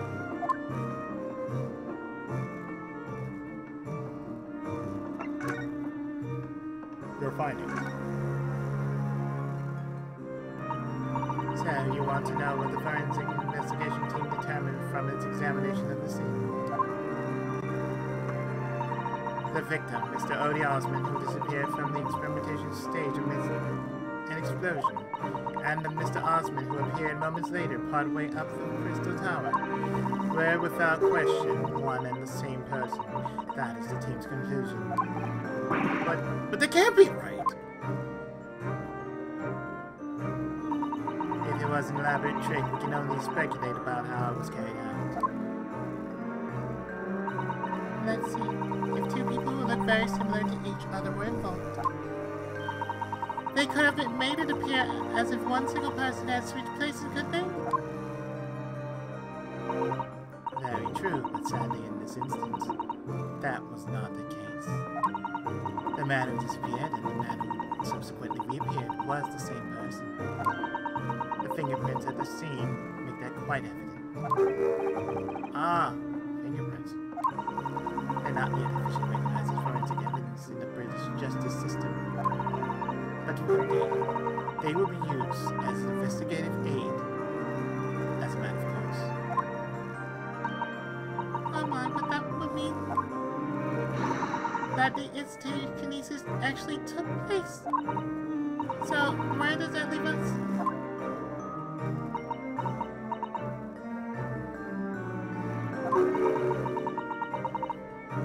My team was tasked with investigating, not drawing conclusions.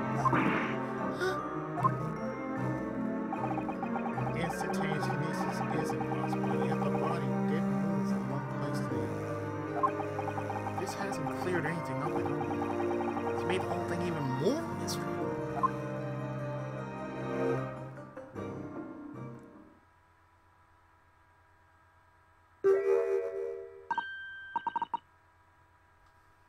Mama, what is this?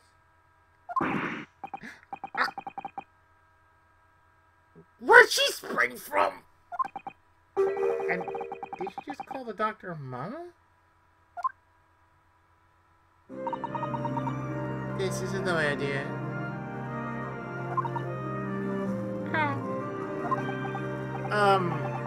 Hello?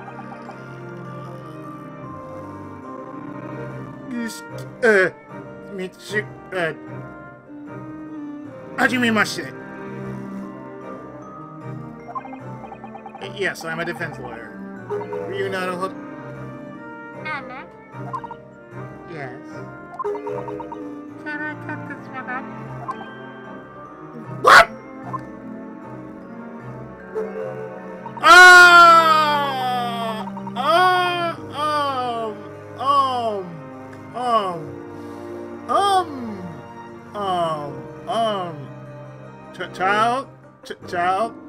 Child, put it down.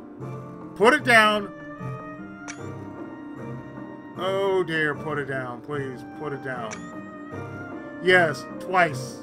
Yes, twice. Put them both down. Thank you. I've never seen the inside of an Easter cousin before. I want to know what it looks like.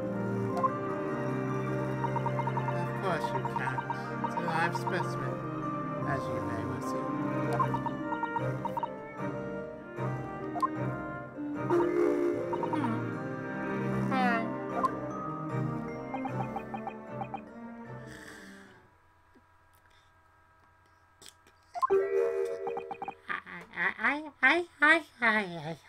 I think I just had a near-death experience. Oh dear, I don't know the U.S. Panzerkorps? Don't let me leaving before I'm mistaken for one! Well, I think we done all the investigation we can here for now. If we could just determine the whereabouts of Mr. Drebber.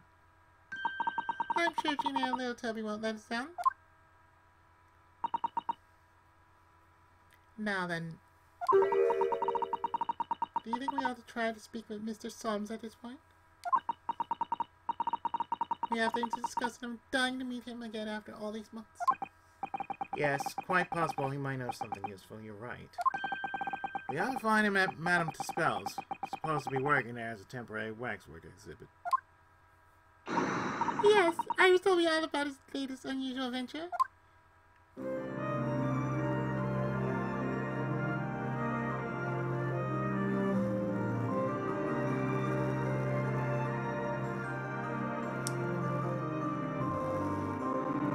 Yeah, I think it's time for it to win.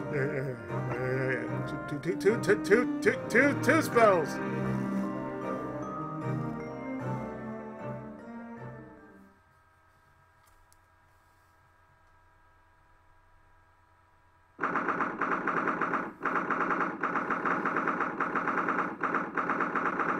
At the waxworks.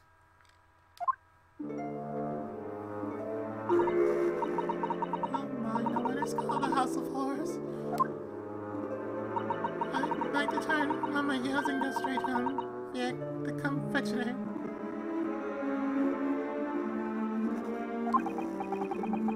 Being scared makes you crave sweets? I can understand that.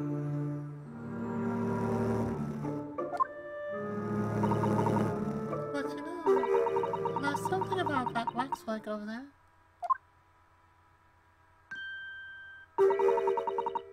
It looks exactly like Mrs. Soms down to the very last detail.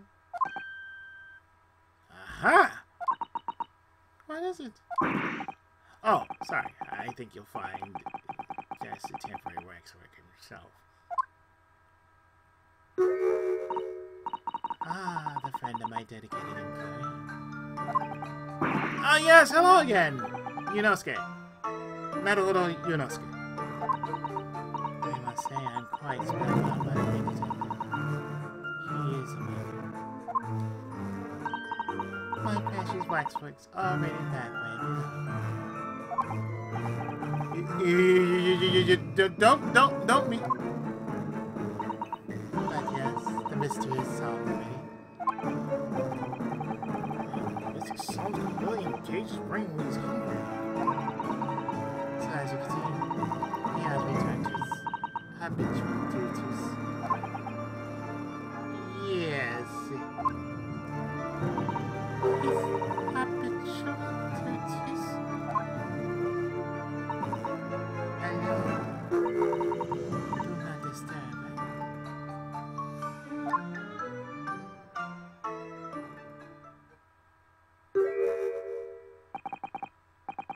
Poor Susato. She looks very perplexed.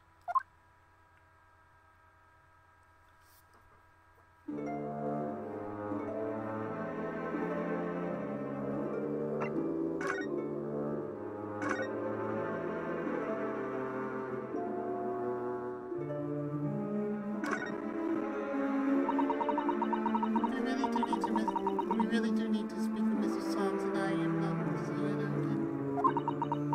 But where is he?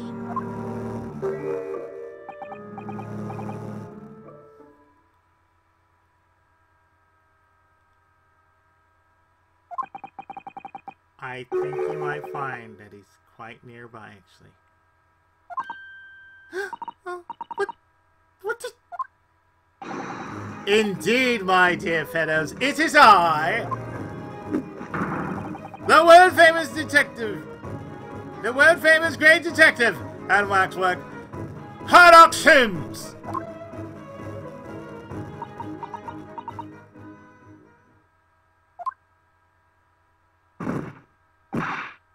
Susanoo! Susanoo!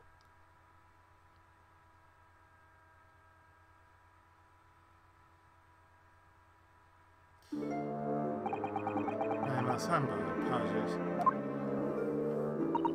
I thought I'm going to eternal paradise for a moment.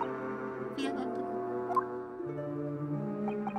My dear madam, allow me to make amends by offering you a tasty free deduction at some point. As long as it's not questionable street food quality. I don't understand. Why are you working as a waxwork here, Mrs. Sons? Merely as secret identity. Though the case is largely solved, no? Largely solved. We're talking about the waxwork abduction episode. Indeed we are, my good fellow. As predicted, it was as easy as proverbial pie.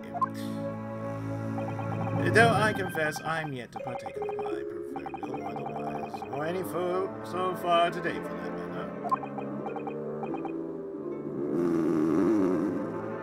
Damn! That's still a grumble echo around the whole museum. So how'd you manage to solve it so quickly? Well, do remember I said it was largely solved. Anyway, I simply negotiate with the culprits. Are you familiar with the so-called telephone? Oh yes, it's the most modern invention, allowing you to hold a conversation with people far away.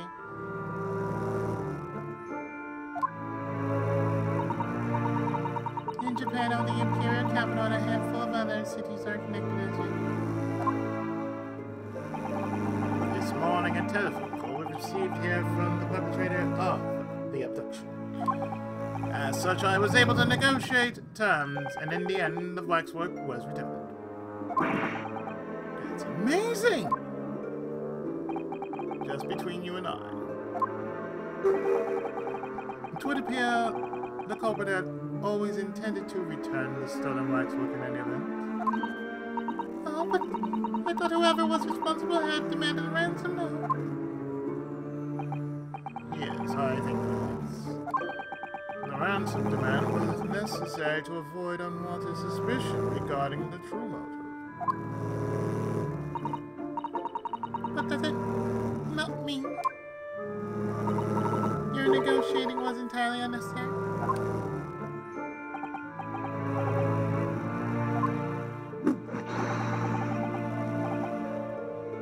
A fact that I must ask you to keep from Madame Tussauds. A hungry young iris awaits my return to Baker Street. Poor Iris. Now then, do I sense that you have some business with this great one?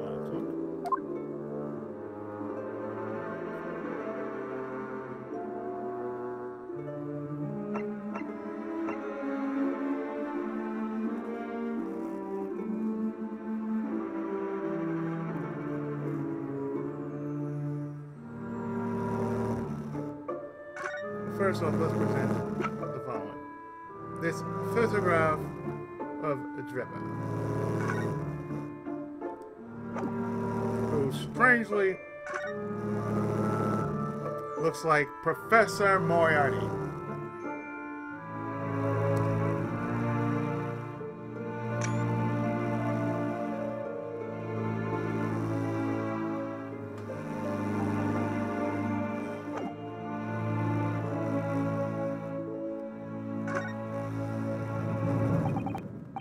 Mr. Soames, about this. As you see, I'm rather busy at the moment. If it's advice you seek, come to my office tomorrow and I shall be happy to help you. Shall we say threepence per item as consultation? That's 2 hours of gas, it is.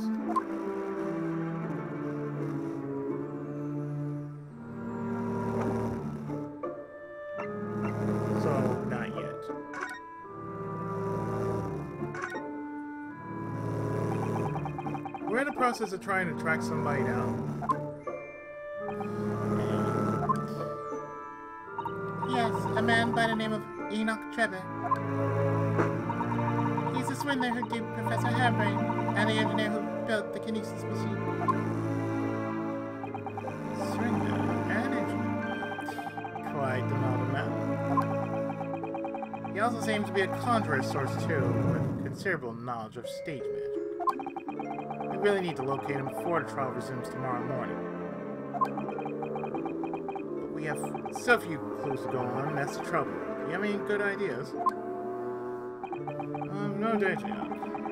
It is a capital mistake to have good ideas before one has data. If I knew something on the man's bands, at least, I may be in a better position to help. Yes, Trevor's appearance. Fortunately for you, however, presently I have little to occupy myself and little to fill my stomach. As soon as you find a clue, no matter how small, I should gladly give you my thoughts on it.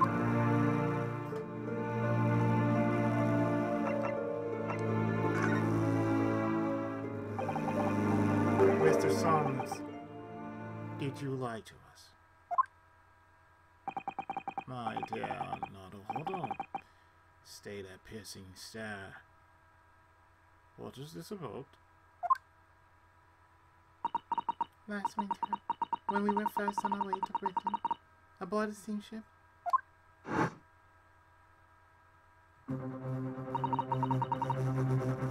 The words were very clear. So then, let us unravel this mystery and discover what events led to this curious matter.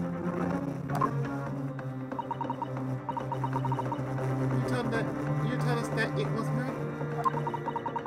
You examined Cosmo's body.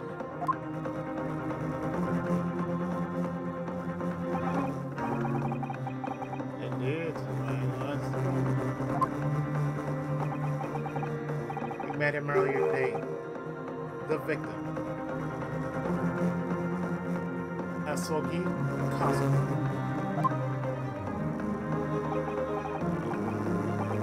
You're quite sure? Was wearing some sort of mask and was apparently suffering from amnesia. But yes, I'm quite sure. It was Cosmo.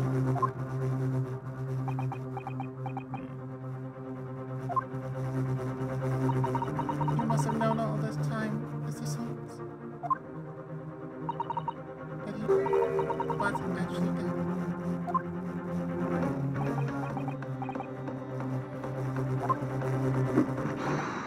Well, I can only assume I was swept up in the murderer's atmosphere for the moment. But the fellow wasn't dead at all! Prizes! I don't suppose that performance would pass muster, would it? Not at all. I can believe that the crew members said at the time made a mistake. Present. But not you, Mr. Soames.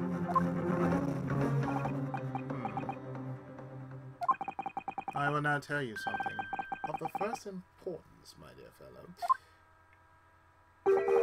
Great detectives are wont to lie. It will serve you well to remember that. Please, Mr. Soames. Tomorrow in court, you will find yourself on the threshold of a very great mystery.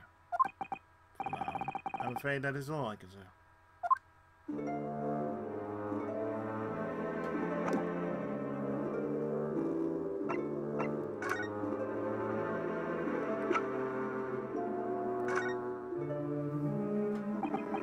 Mr. Soames, would you cast your eyes over this photographic print? It's of Mr. Enoch Trevor, the face of the engineer we seek. Well, we expect the broadly samples. Looking at the photograph will be particularly instructive.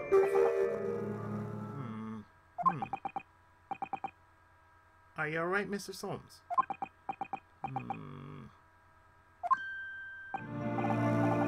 Yes, forgive me.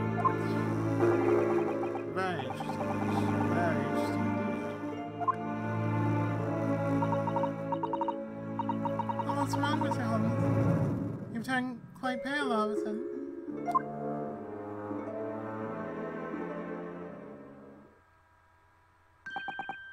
I have a suggestion. Not order. Will you indulge me? Oh, well, what is it? As I explained to you when you arrived, the missing waxwork has been returned, and I personally reinstalled it in the exhibit from which it was taken behind those thick curtains. Ah, yes, the professor exhibit, isn't it? Would you like to see it? For me, 5 shillings. That's a special one-time early prize, you understand. What? The opportunity won't come again, I might add. Wouldn't you like to see the fruits of my labor? Well, we do have a rather pressing investigation to carry on. As we could persuade... And the price is very reasonable, 5 shillings. I think you'll find it's well worth it. Are you being quite serious, Mr. Soames? Surely you need to only look at my expression to ascertain if this is seriousness or silliness. I can never tell you, that's the point. Very well, couldn't hurt. Here's your 5 shillings. Gratefully received. So, the special exhibit awaits behind the curtain. I invite you to peruse it at your leisure.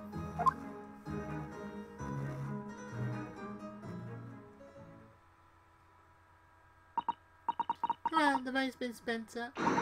Let's go see this special exhibit.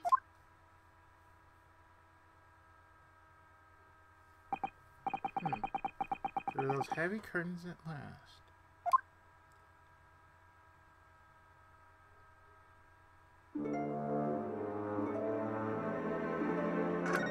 Let's examine. 5 shillings behind the pay. Doesn't seem right somehow that Mr. Soames slipped the money into his own pocket, does it? We could ask you to retrieve it for us using your special skills. Pickpocketing police officers and diddling detectives? Is this what makes Britain great?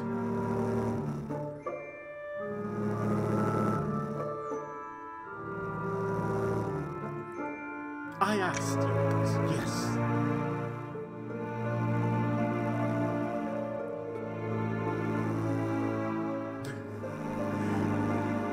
Diddling detectives. We are never going to get rid of diddling, that's for damn sure. Not to mention demigod prosecutors taking the law into their own hands or chip-loving inspectors.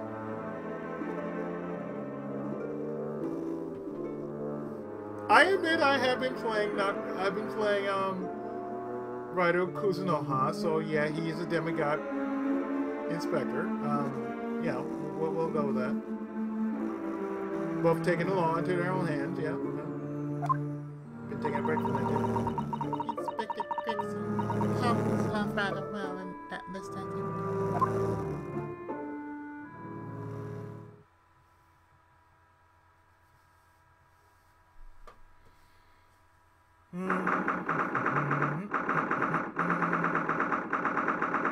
In the special exhibit.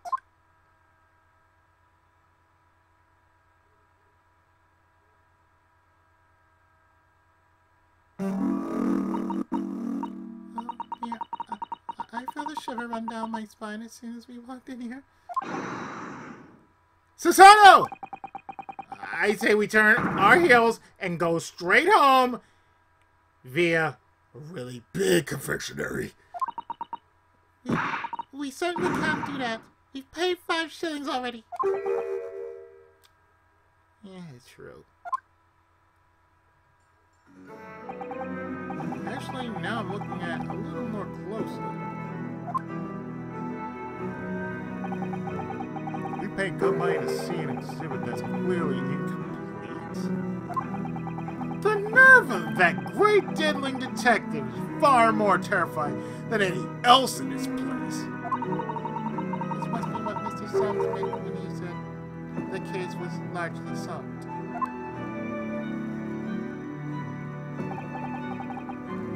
Be that as it may, Mr. Solms heavily implied there'd be a clue about the engineering here, didn't he?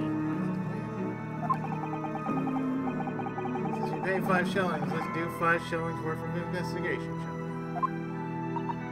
Yes, we will get what we pay for.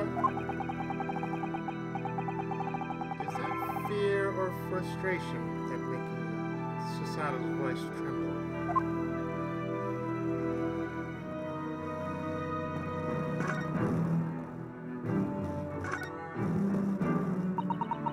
This must be the killer, the fiend known as the Professor. Yes, I think so, according to what Madame Tispel said. He killed 5 victims, all noble or royal blood. The wax looks so lifelike, isn't it? Like all the models in this place. I know, looks like it could start moving at any moment, doesn't it? If only it had a head, perhaps we should examine it in a little more detail.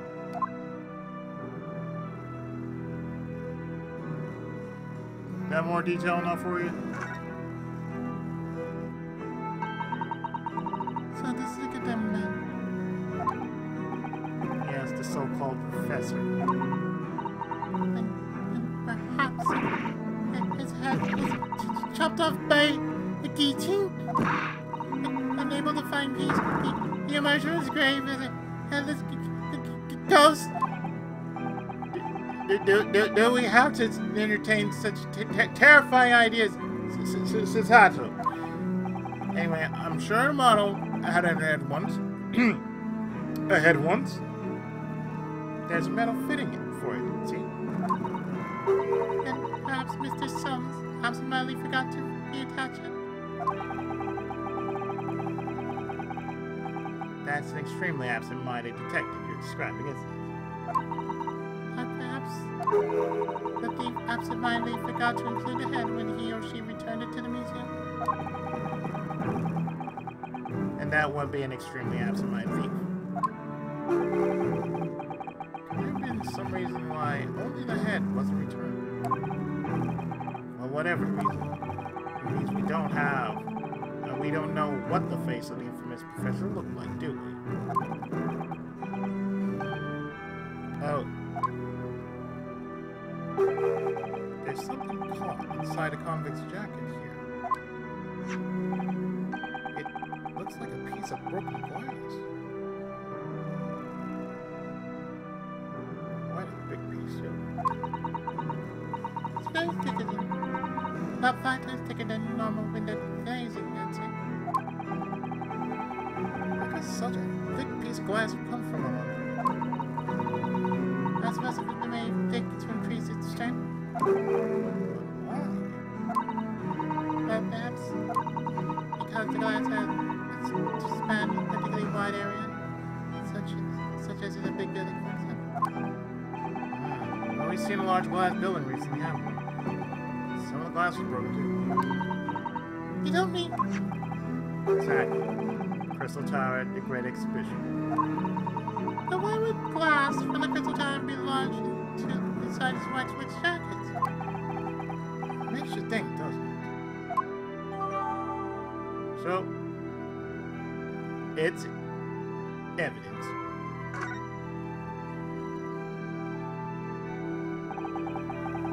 Earlier in court, we established that the Kinesis experiment was a trick. Now we discovered this fragment of glass here in this wax room. Just coincidence.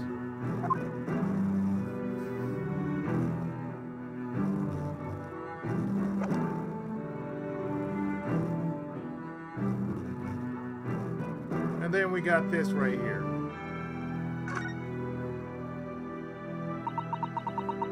This party exhibit is just as disturbing as the rest. It looks so real. Seems to be a young man in a white overcoat. He has And he has a large shovel in his hand, too. perhaps we should investigate in a little more detail.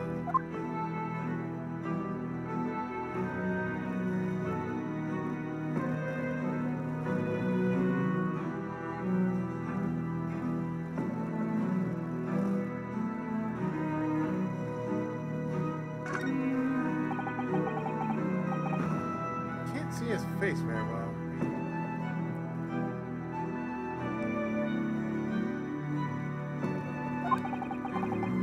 Perhaps if I just...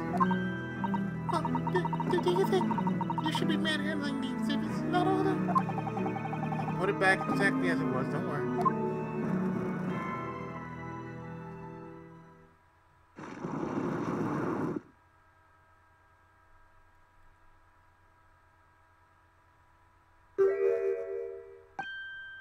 Ah! What on earth? How can...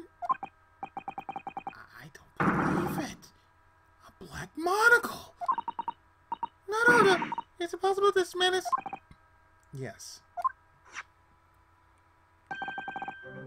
Enoch Trevor. The color of his hair is different, but it's unmistakably him.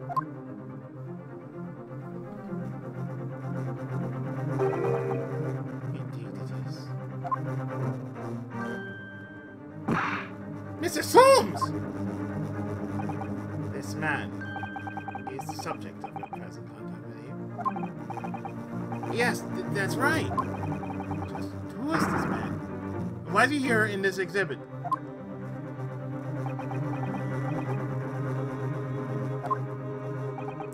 And why does the convict behind him have no head? The head was missing. The model was returned by the thief who stole it. Why surprise? So then the case isn't yet solved, is it? Did I not say so myself? Largely solved were my words, I believe. But I must locate the missing head to the street, as Madame would say. While being brave, trouble.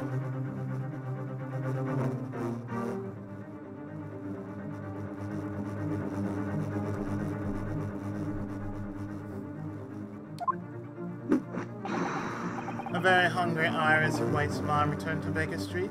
Preferably refreshing.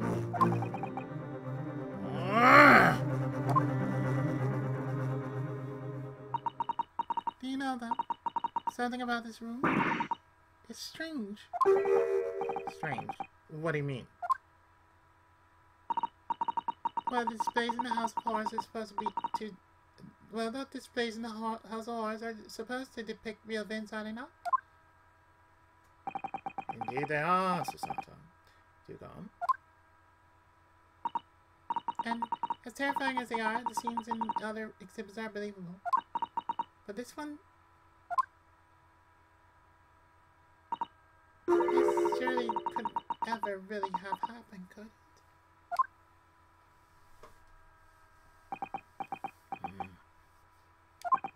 I think it's time I educate you a little about the nature of the incidents involving the professor 10 years ago.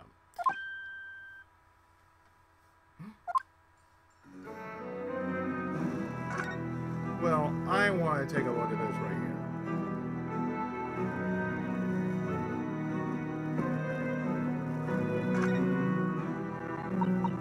This part of the exhibit is just as disturbing as it is in the surreal. Seems to be a young man in a white overcoat. Yes, a large shovel. More in detail. But this time, we're looking at this.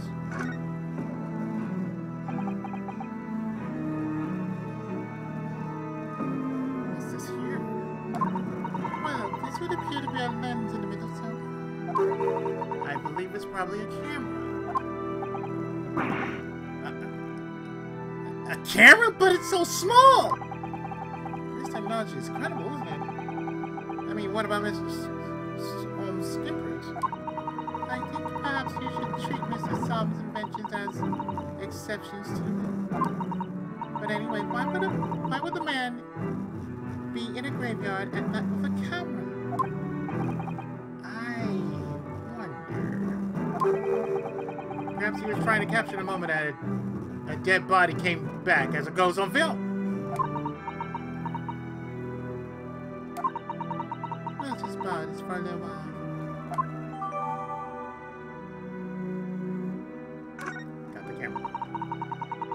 By looking at the photographic plate inside the camera, we can see what picture was taken. What's a photographic plate? It's a piece of glass coated in special emulsion that reacts to the light coming in through the lens. We open the cover at the back of the camera, we should find it. Let's have a look. You should see it yourself, Susan. Your eyes are shining. You really do like this shit, don't you?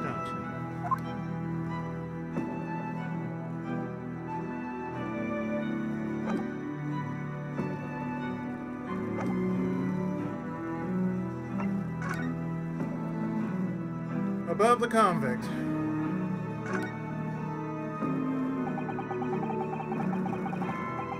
I believe you a little about the professor yesterday, did I not? I believe I told you a little about the professor yesterday, did I not? He took the lives of 5 victims. Everyone being either a member of aristocracy or royalty.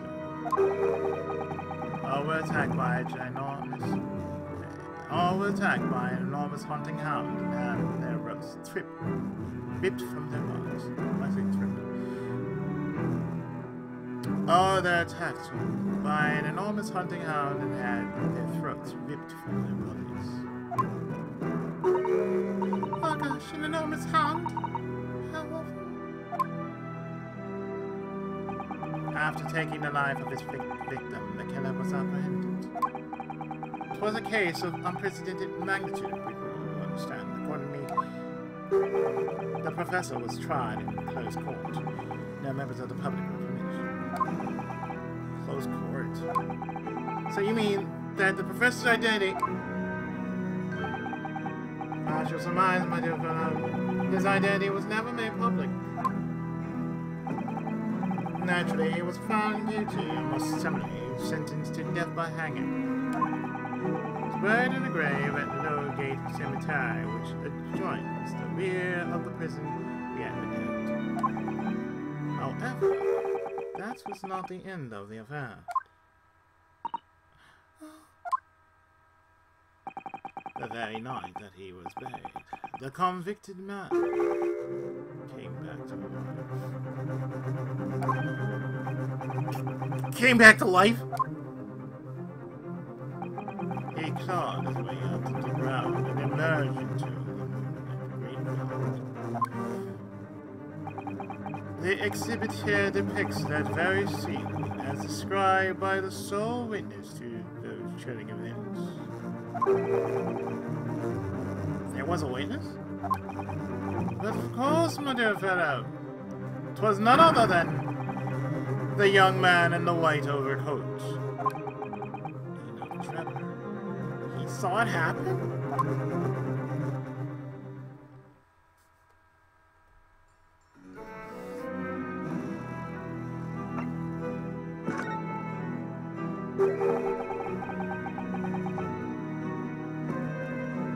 So, this is a wax remodel of Enoch Drebber.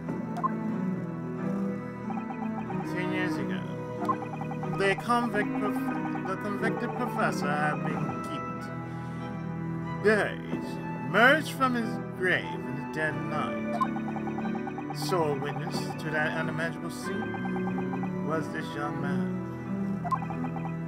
From appearances, I would say he was about 20 years old. So horrific. Scared out of his wits, the young Drebber ran to a nearby police station to report the incident. And the sheer terror of what he had seen is said to have turned his hair white overnight. Yes, it's shown in the photograph we have of him. His hair is completely white. For the following few days, the story of what he had seen was on every front page in the capital. The public was frantic for every last detail about the killer who'd come back to life. As you've seen, an exhibit was even created here at Madame Tussauds. I can quite understand why the man's hair turned white suddenly. But what I don't understand is what Mr. Drebber was doing in the first place. In a lonely graveyard in the middle of the night. Yes, what was he up to?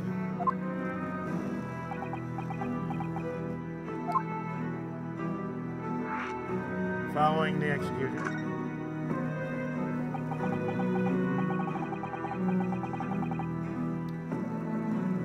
The professor's acts of terror threw London's upper classes into complete panic 10 years ago. It was a great scandal, one might say, at the highest levels of society. Very highest. And since the killer's identity was never made public, rumors abounded. After all, no killer had ever before systematically employed a dog as a weapon of murder. Yes, I can imagine the impact the case must have had. But in time, of course, some rumors abated. So too did talk of the shocking witness about the convict that came back to life. It was forgotten, dismissed as a dubious ghost story, as a preposterous product. But why did the people stop believing it? Why? Simply because there was no resurrection to speak of, as was established in fact. What do you mean by no resurrection? The police investigated the Gate and No Gate cemetery and published their findings. The convict's body was found to be buried exactly where it had been following the execution. No! But that would mean Mr. Drebber must have lied to the police in the newspapers. That would appear to be the only logical explanation, yes. Young man subsequently vanished from society and nothing has been heard of him since. It's rather striking that he should resurface now, don't you think? Of course, the convict and murderer couldn't really have come back to life. That's not possible. Trevor's hair is unusually white. If that really did happen overnight as a result of shock. It's hard to believe the incident wasn't out and out.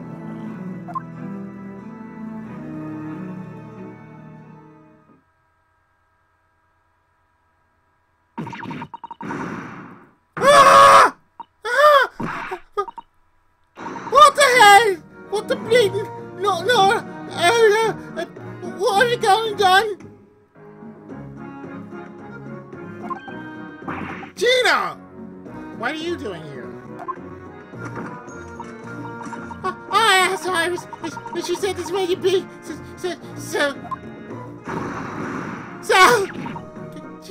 Gina, that's so loud in the museum.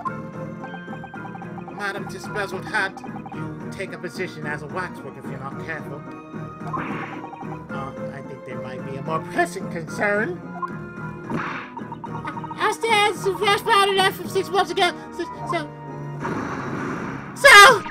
All right, Gina, we understand, but please put down the gun.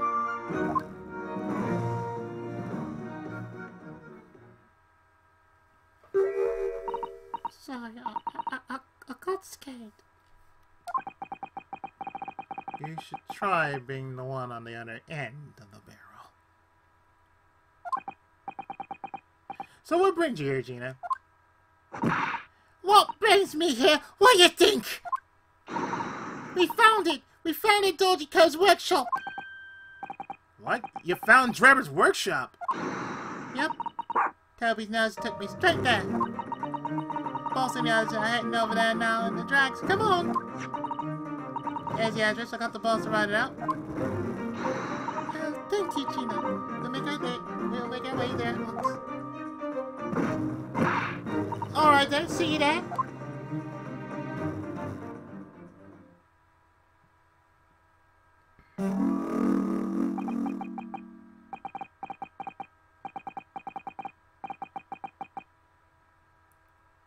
You go. Don't mind me. I'll just stay here, being still. Killing a gnat. At least try to. What?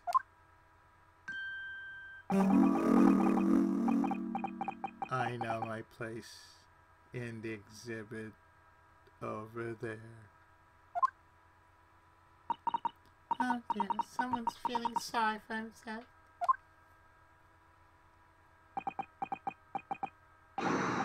Let's go, Mr. Soames. You're coming! Your words hearten me, I must say. But if I were to shirk my duties here, Madame would have me pay monetary recompense. An Irish dinner plate. Well, forget that! I'll pay for everything!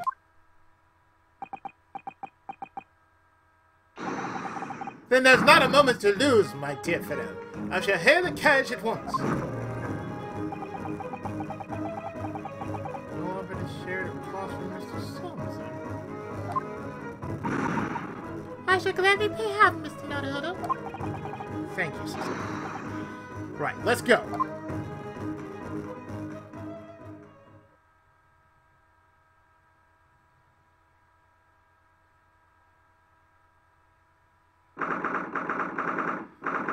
So we're here at Drebber's workshop.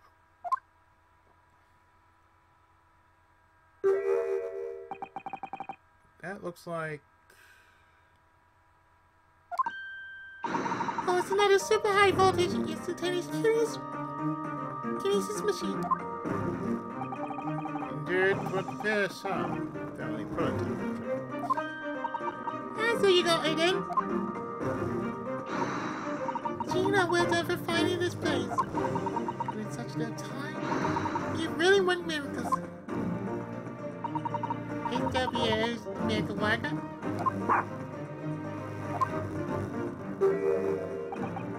Oh, I'm sorry, you're trouble wrong.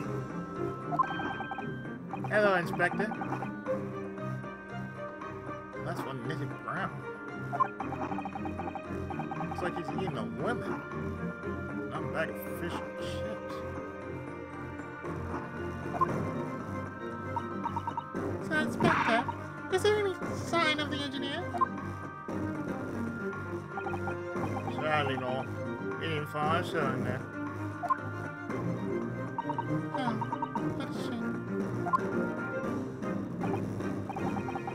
Well, thank you for letting us know about this place and giving us a chance to investigate.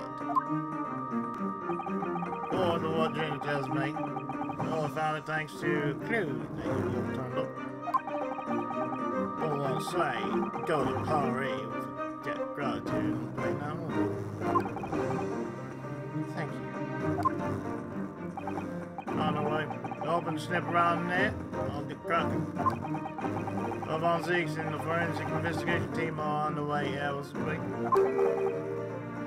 Sam again. I imagine you got the pitch by now. They don't take too kindly to blow tops. Right. So then, my dear fellow, let's turn this place upside down while we have the chance. And you, Soames. Pardon? They take even less kindly to great detectives than they do lawyers.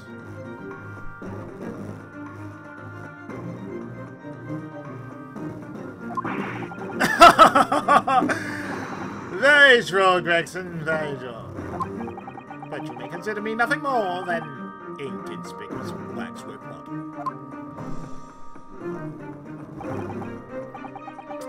Right then, let's see what we can find in here.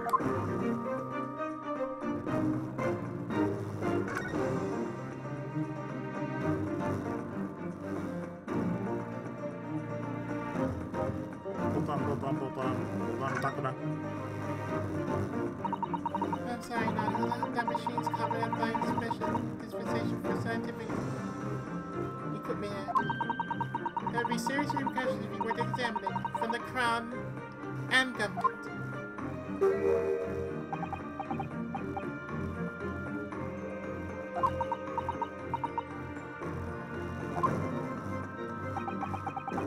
Well, those two don't seem to be It's quite hot inside. No working parts or devices of deception to be seen. Therefore, Maybe just change from the floor, no. No, you don't need to tell me here, dear fella. British people are very much ruled by their own ideas, aren't they? I think that's just these two as a setup.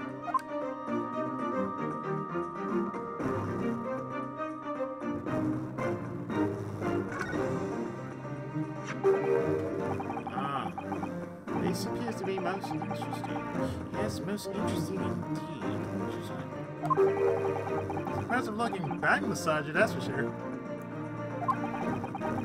No doubt that it hit your shoulders a few times with that your aches and pains would soon go away.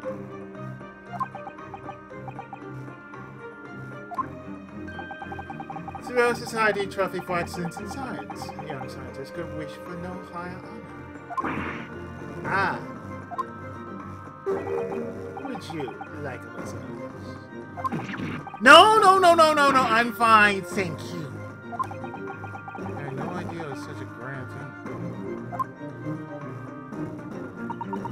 I think it's becoming increasingly clear that there's much more to this Enoch Trevor than conjuring truth.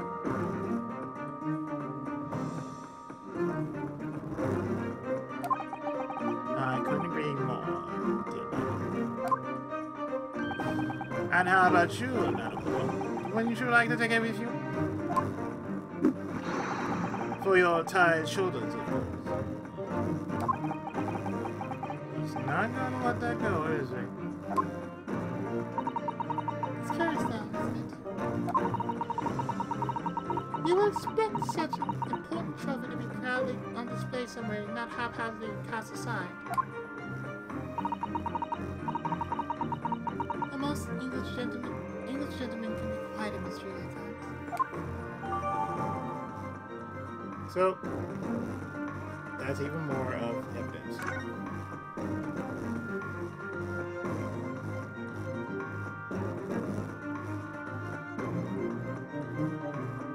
Quiver of arrows. This is... It's a European-style quiver of arrows. Still bolts inside. Oh, these was... Crossbow bow stays. And just the right size for that bow you lot turned up at the exhibition grounds. In other words... Yep, that's more evidence to support your theory. I goes to show that Drabble was the one pulling the strings behind the scenes of the whole scam. Update!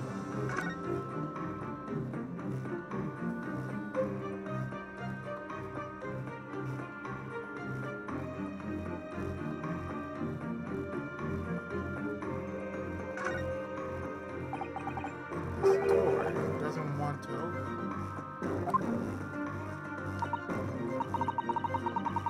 Yeah, looks like you got a pretty hefty lock on it. As a specialist locksmith on his way over from the yard. So hands off till he gets here. With permission, Inspector, I can have that lock open in less than a minute. Well, you don't have permission. And no one's giving it to you. Person, you can tell he really enjoyed that. So that smirk is like, yeah.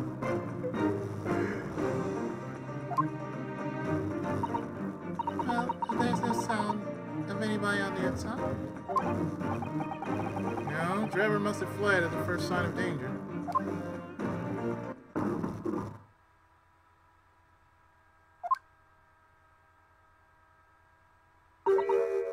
Oh, Something wrong, Susanoo? well, I thought I heard a noise on the far side of that door. Well, Gina, hear it too? Yeah, I know. What do you reckon, Toby? Right, mind the grease!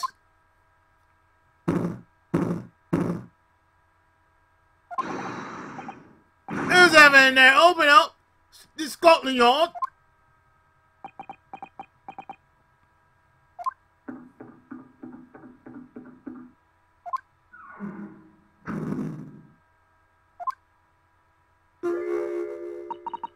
Oh my, someone is in there! heck? Look! Big look! My dear Gregson, as I said only minutes ago,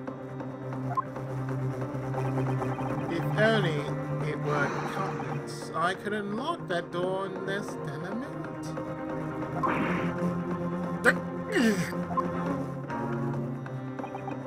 I'm more amazed that those chips stayed really, really, really complete. And I was like, them some strong ass potatoes. But I'll take the rock for it. Just gets through that blasted door. There, you may enter the auditorium. You confused minutes with seconds, I think. Time's of the answers of it. What are we waiting for? For special. This is much. There's a strong possibility that beyond that door is the engineering of siege. Be prepared for action, my dear fellow. Hey!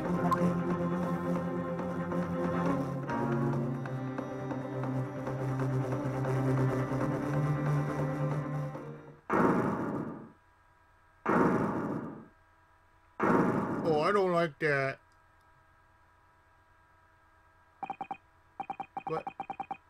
What's happening here? Why is everything upside down? Yes, there you know, I mean, out of door. But there must be. It was only moments ago that we had those nurses.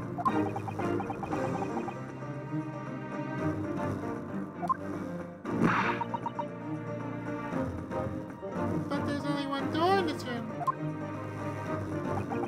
And no windows that could afford an escape route. The skies are too wide.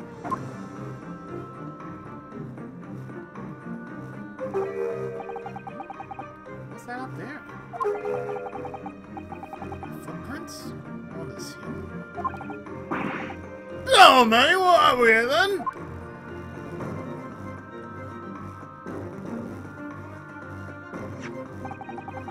It's like someone was trying to burn something in a hurry.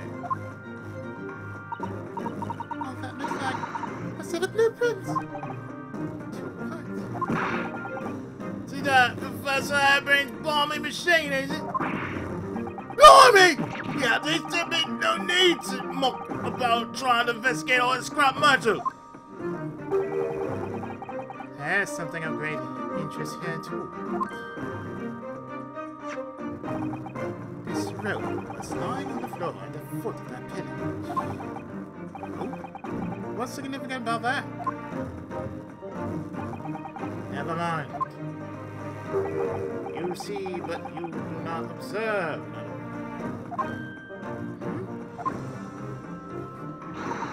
We must investigate the room thoroughly, and before the forensic investigation team arrive too. Well, first and foremost, Bakudan! Yes, there's some. We found something. Now hold on. Yes, in point of fact, it's something rather fascinating. What do you make of this? Let's see. Looks anything like it before. Looks like a bundle of thick cigars with it! Susanna, what's the matter?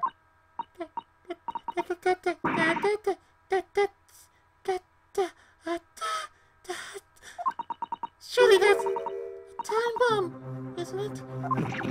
What? Did she say? A time bomb? Sorry, but what's a time bomb exactly? Eh? You truly are one of a kind, I won't take that as a compliment. Oh, don't know not the odor. You haven't got a clue what it is either, haven't you? I invite you to consult a dictionary later. But this particular specimen is no time bomb. I confess, it has a very similar appearance. Oh, what? Thank goodness. But then, what is it?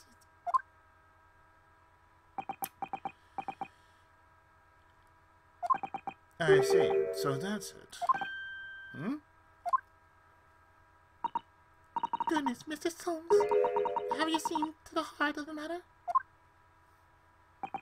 There are times when I consider my law to myself now. For I'm fated never to know how it feels to flounder as you do when a puzzle presents itself.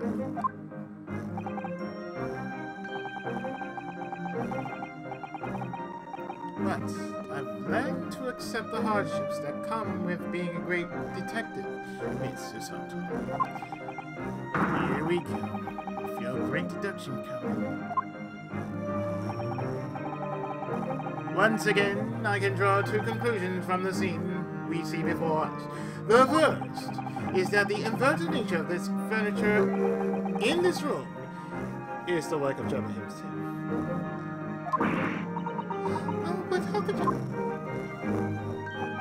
And the second conclusion is that the small device on the floor there is, without question, completely genuine. Please, Mr. Solms, you must explain everything.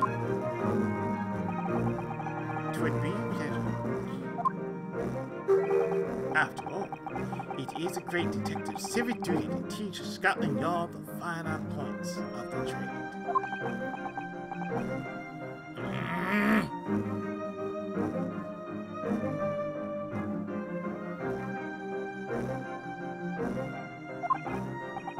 Well, Inspector Gregson seemed delighted with the idea anyway.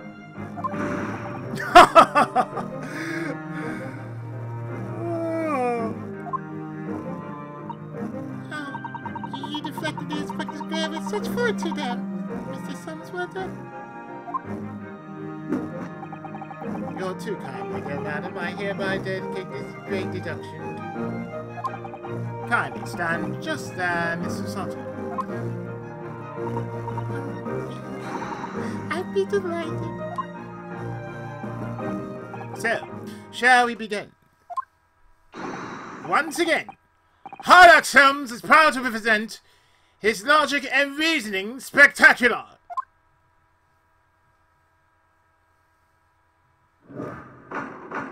The Great Deduction. The Games of Fortune. Topic 1. Flip furniture. It's plain to see that this room is complete disarray. The bed, table and chairs, lamp, everything is upside down. Almost as if every item in the room had, until recently, had been positioned on the ceiling, before falling straight down onto the floor. Every item in the room was on the ceiling. Are you suggesting that? Indeed, the key here is gravity. It would appear that technology has at last succeeded in freeing us from the great pull of the earth.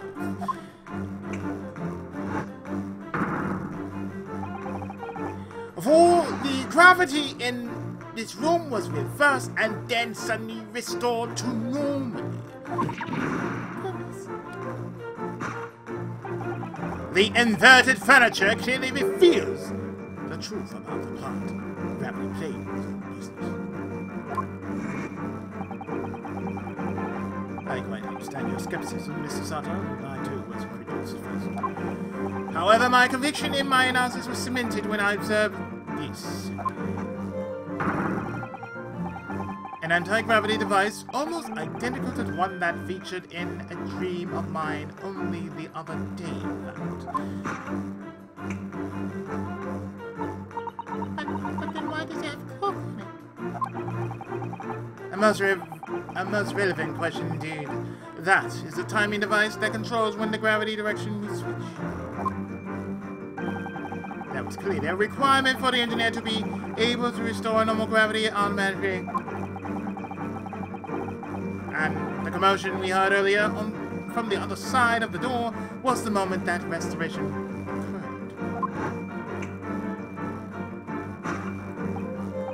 Yes, the reason why everything in here had been turned upside down is because of this anti-gravity device. So, see, we need look no farther to explain the state in which we find this room.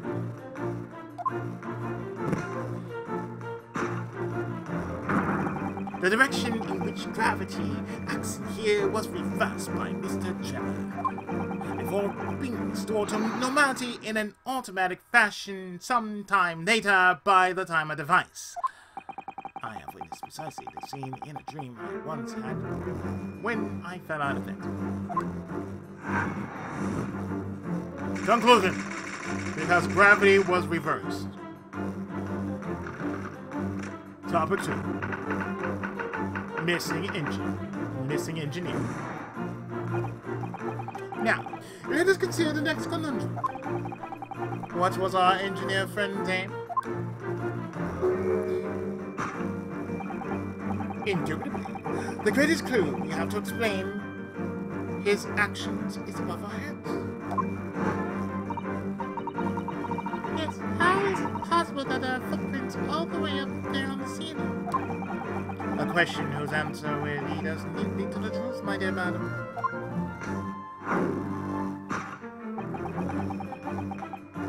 The reason there are footprints on the ceiling is because of the nearby skylight. Of course, Joe's aim was singular, to escape. However, there is but one way into this room, excepting the skylight, that is.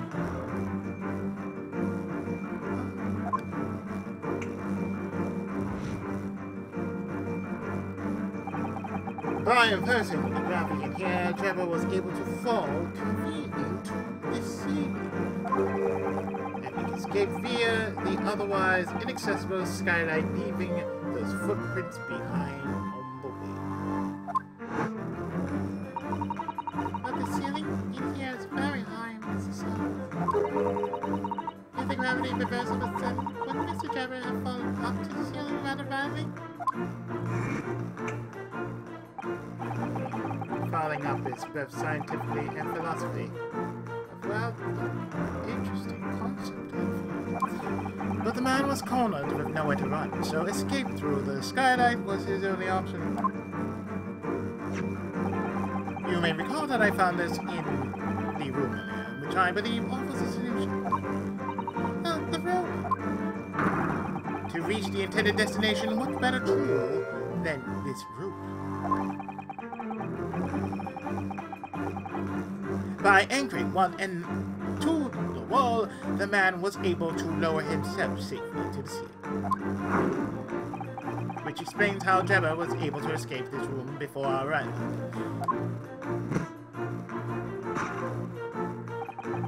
He reversed the pull of gravity and fled via skylight. And personally, I should very much like to reverse the pull of gravity again now, just for fun. Conclusion. Escape via skylight.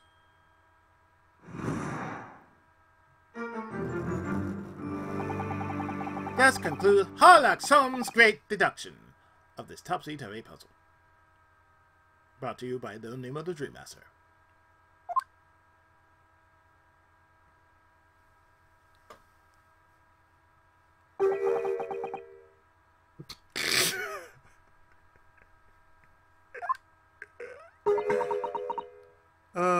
I don't think she cares. She's just smitten. Ah, she's completely spellbound. Mr. Sums, there's just one thing that troubles me. I respect nothing that you're destined to be troubled by just one thing for the rest of your life. That's deep, though. Thing is such a thing actually possible? Anti-gravity device, I mean. See Strider. I would say that with man's current scientific knowledge at the turn of the 20th century, is no more possible than instantaneous kinesis.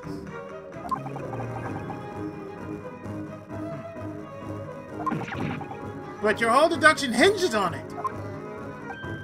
Ah, but my dear friend, you have eliminated the impossible. Whatever means must be the truth. However improbable it may seem.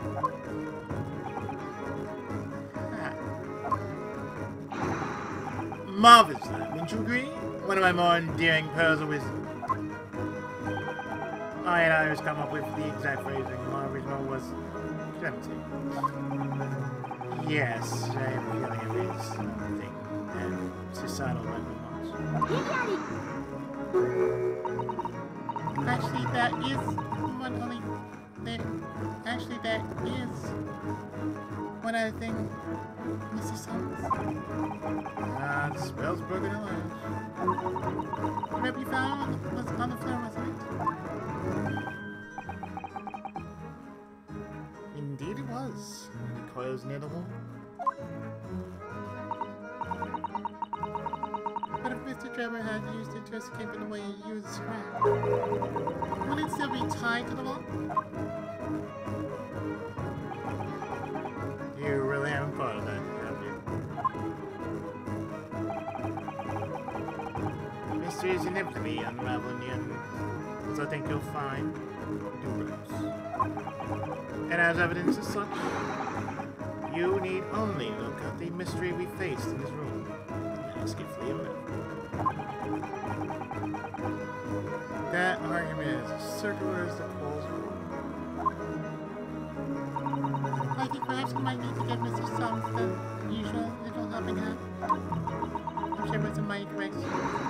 The great detective's great deduction will lead us to the truth. Yes, you're right. And we must do it quickly before Enoch Trevor gets too far away. If you're ready, then let us resume. Parallax sounds, logic, and reasoning spectacular!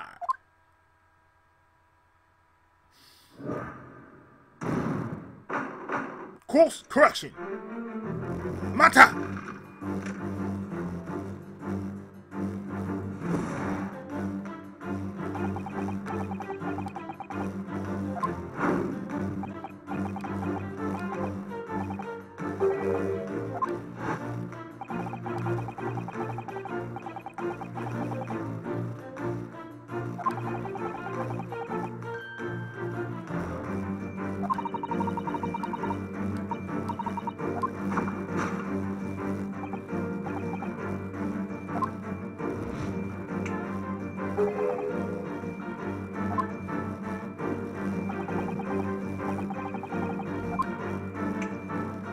I'm not reading this again, mind you.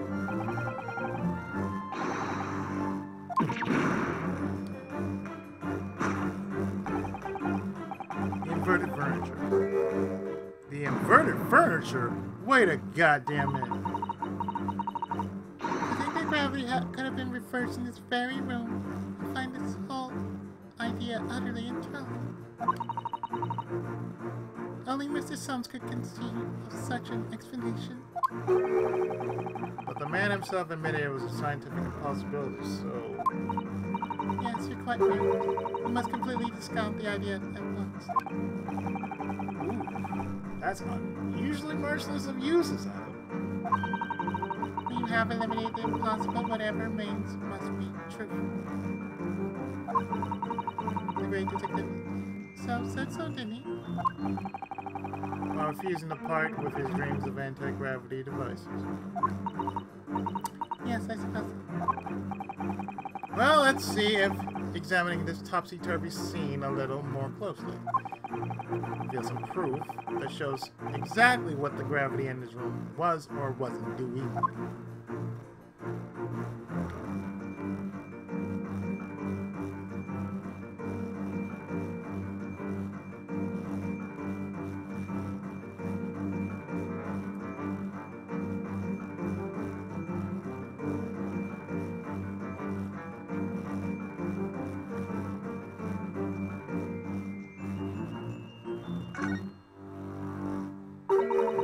All the furniture here is very conspicuously upside down, certainly. Yes, immediately puts you in mind of some strange quirk of gravity I meant. Could it be a mini whirlwind that passed through here, you think? I'm not sure that's much more plausible than Mr. Soames' explanation. Oh dear, saying the first thing that comes into your head is the way forward here, it seems.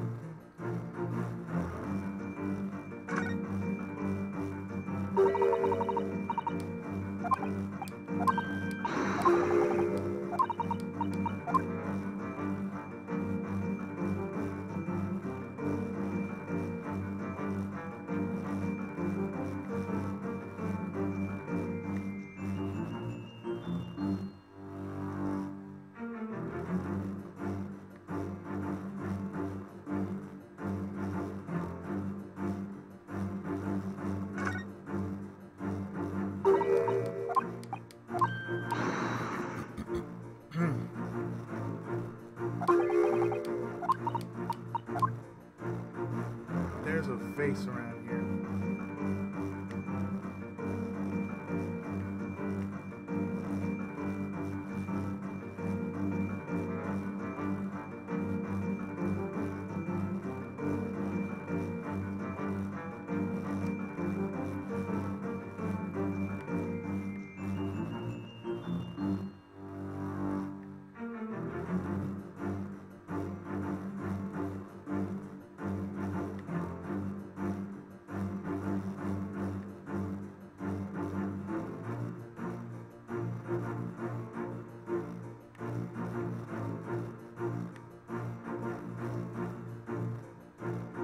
Ah, there it is. The upright base. Well, well, I wasn't expecting to find a pretty bunch of flowers in here, that's for sure. Oh, look at that! I know, that slender little vase looks like it's about to topple any moment. But the flowers are thriving. Somehow makes you think of the fragility of life, wouldn't you say? To be honest, not at all. Something else about it made a rather deeper impression on me.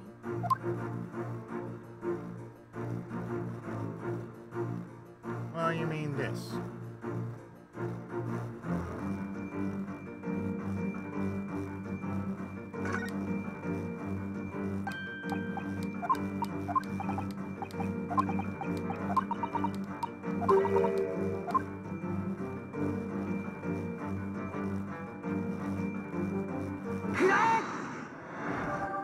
It's the upright base.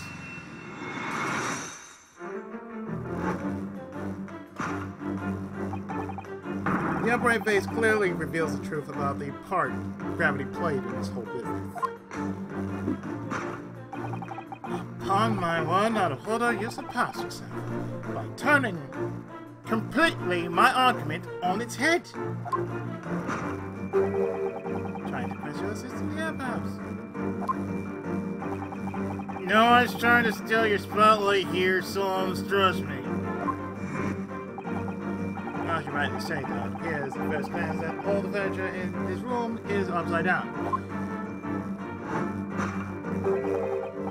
unassuming steady face is standing keenly to attention. And unlike the large safe, there's nothing affixing it to the floor. And it's the exception that breaks the rule. Sure, as much as it pains me.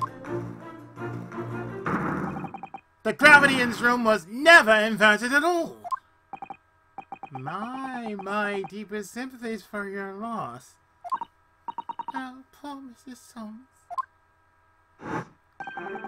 But the show must go on. So let's continue with our deductions.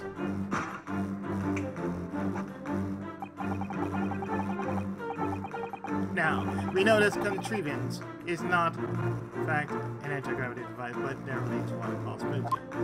You don't say. Someone deliberately turned over every piece of furniture in here. Which might sound obvious, but leaves one mystery very much unsolved. Namely, why would anyone choose to do that? Quite unnaturally, there's an exception.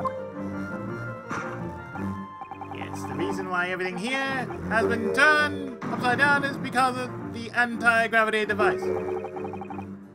It's absolutely determined that this device must have something to do with it. Yes. I'm afraid a lot of an exciting scientific explanation is too strong. Well, there's no doubt that somebody did this. Somebody turned all this furniture over.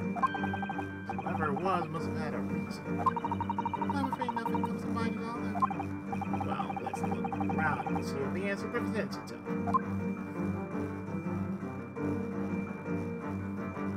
Oh. I see it right here.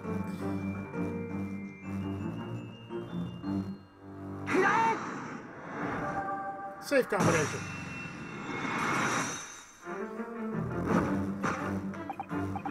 Yes, the reason why everything in here has been turned upside down is because of the safe combination. Precisely. I believe that you had a very similar experience once, did you not? Yes, last year. When I bought a lottery ticket and noted the ticket down. The ticket number down. When I bought a lottery ticket and noted the ticket number down on the inside cover of a book, just in case. That's it. For people who are forgetful souls at heart and always make a written note of important information. Just keeping the ticket itself safe would be more sensible, I think.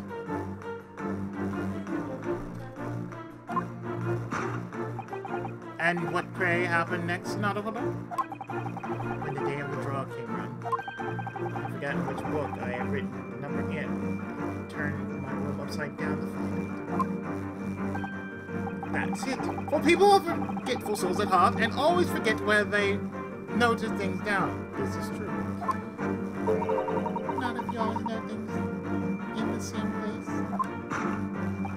I actually won the second prize. But I can't remember which magazine I slipped the ticket into. I thank you, Naruhodo, but I believe I remember. Which is a very similar scenario, has clearly unfolded in this room. Finding himself requiring access to save the occupant of this room near the combination code. He remembered that he'd written on the other side of his furniture, leading to the state in which we find the room now. Yes, Mr. Drebber overturned all the furniture in here in a desperate hurry to locate the combination code that would unlock the safe.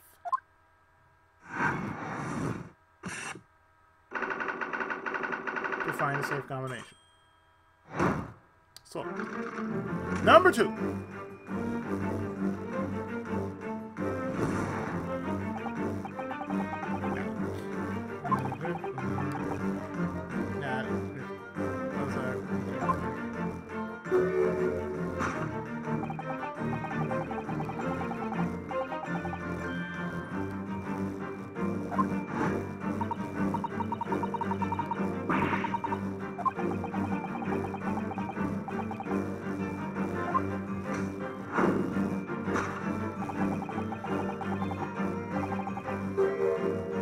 skylight? Sir. Well, if a change in direction of gravity can't explain it, then how does footprints get there? Yes, I feel though that particular mystery has just become even harder to solve. I can't think of any other way to explain it all. Life was so much simpler in those awesome days when gravity could be reversed. It was minutes ago, and those halcyon days never existed in the first place. Well, I suppose we must simply put our faith in Mr. Song and observe the area in more detail. Putting our faith in Mr. Soms is what got us into these situations.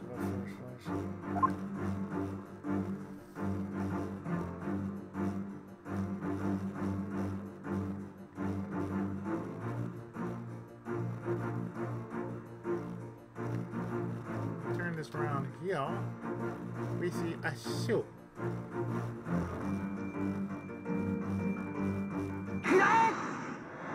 There's a shoe!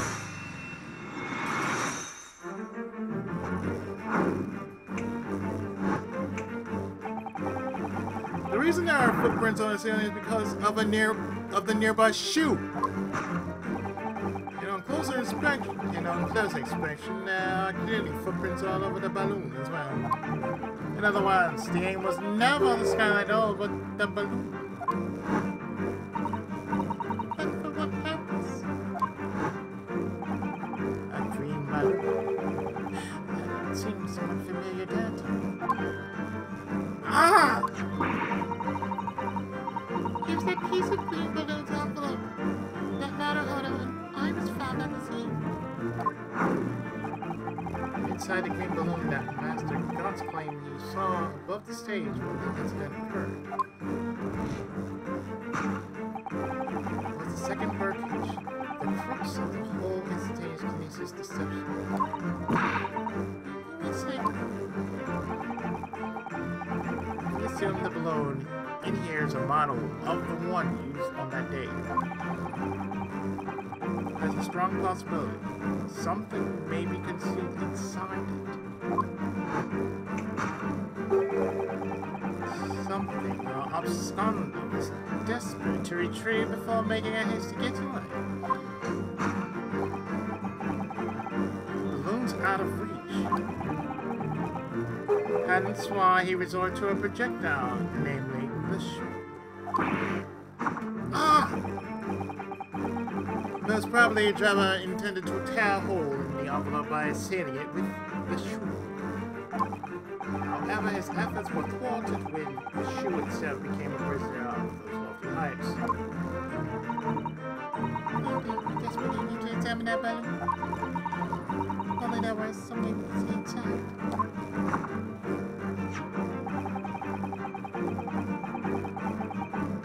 You may recall that I found this in the room earlier, which I believe offers a solution. Oh, the room! To reach the intended destination, what better tool than this room? No. Mr. Soames has managed to bring the deduction back to the room. Alright, I have to admit, that was fun. We just have to throw the rope up to the balloon and pull it down us on the ground. Which is much easier said than done, and can take us a very long time as well. True, perhaps we need a more surefire method. In fact, we already have one. We already have one, of course, don't we?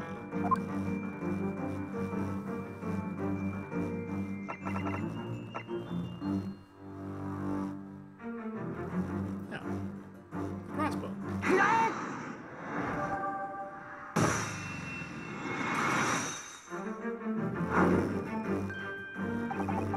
To reach the intended destination, what better tool than this crossbow? That was found at the scene of that. All in all likelihood, belongs to Mr. Drake. If the man had only brought it away from that. He could have avoided losing a shoe at such a critical time.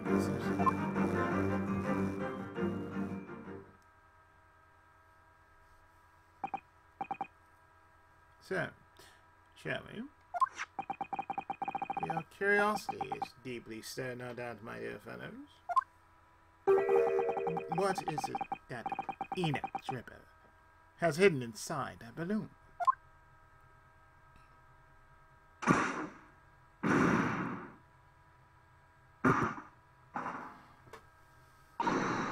Ta-da! Ah! What the? Waxwork? Indeed it is. A waxwork head inside a metal case. A waxwork head inside a metal case. A mask that is shut tight and fastened with a strong and quite impenetrable lock. We can't see the face inside it.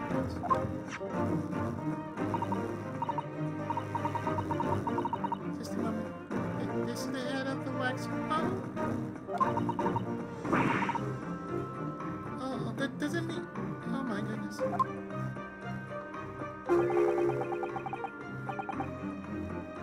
I see you join the dots, Mr. Sato. Excellent. Of course. That is waxwork. The case of the abducted Madame Tuspel's model that you largely solved. It was only the head of the killer that was missing. Indeed it was. But I believe Madame Tuspel will now have to settle her sizable account with me. This is you. Madame now surmises is the head of the infamous professor. Yes. But why is it here?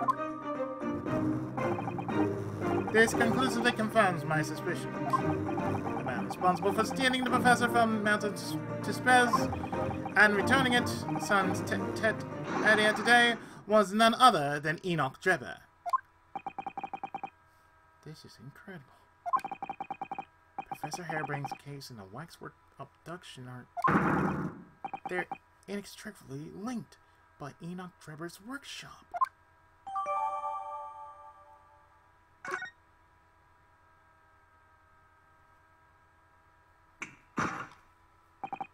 Well, it appears our logical pleasure cruise has come to an end, my dear fellows. All that remains is to speak with the architect of this adventure. The architect? You mean Drebber? It seems quite impossible that he escaped via one of the skylights. Obviously, the man must still be here in this room. What?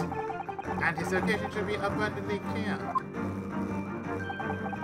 If you see the journey we made together during this deduction. Enoch Drebber's right here, somewhere in this room. So, not only we can do this. Yes, of course. Mr. Drebber's hiding place must be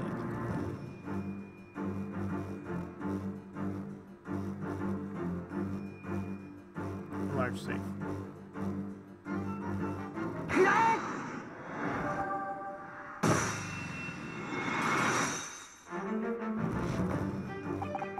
Before we gain access to this back room, we heard noises from in here, which tells us that the engineer was still hiding in the building at that point in time. He was in fact searching for the combination to his safe, and pressed for time, made an attempt to right the furniture that he overturned on purpose. From which we can deduce that his search for the combination happened very recently indeed.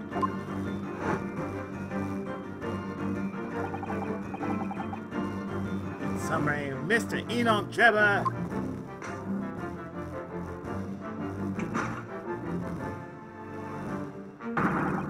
is at this very moment inside the safe.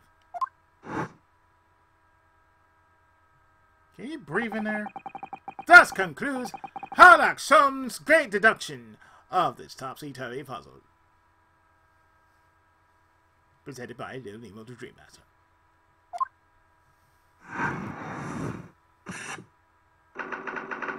He was inside the safe the entire time. The real question is, was he still breathing? Elementary.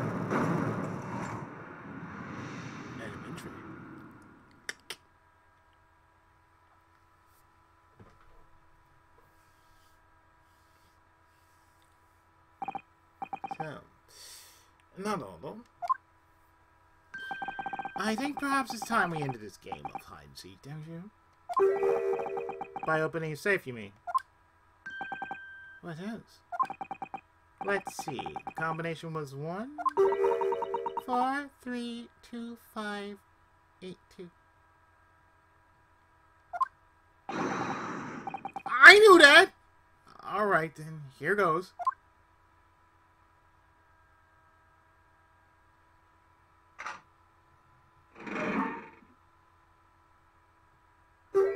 He must be uncomfortable in there.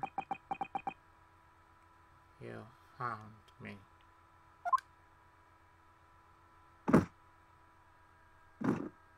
Oh, good lord.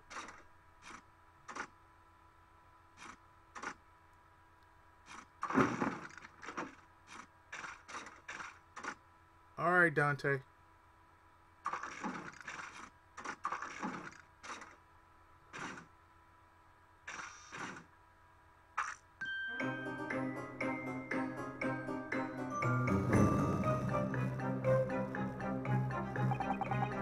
Right then, sir, Mr. Enoch Driver, I presume? Correct. You better start talking. You tricked Professor Hairbrain with that bogus machine you built. You shall have to explain the theft of the watchword from Madame Trespass as well. Whilst I would be delighted to answer your many questions.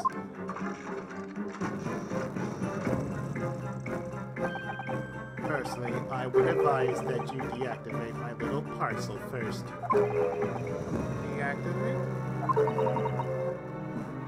Your parcel? I refer, of course, to the time bomb I left in a most prominent position. Ha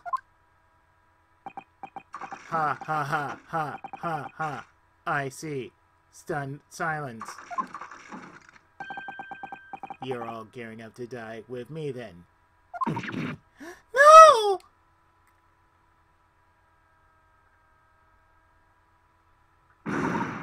Mr. Solmes with only 7 seconds to spare.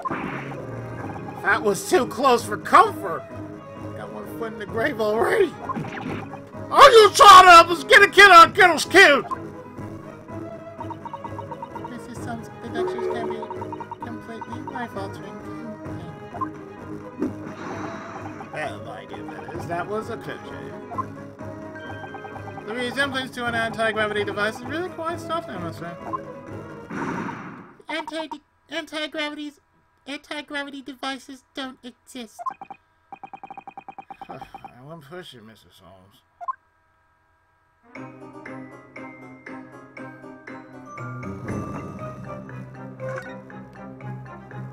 So, what happened here? What on earth happened in here? You found me, haven't you? No need to screw me down any further. Everything in here is precisely what it seems. Yeah, well, we'll be giving it a thorough going over, don't you worry, Drebber. What fails to click with me is how you were able to locate my workshop. That I was not expecting. When I heard whistling from the other room, I knew it was time to vote. Whistling? Oh, that would have been me. Oh! For some reason, I woke in fine feather today.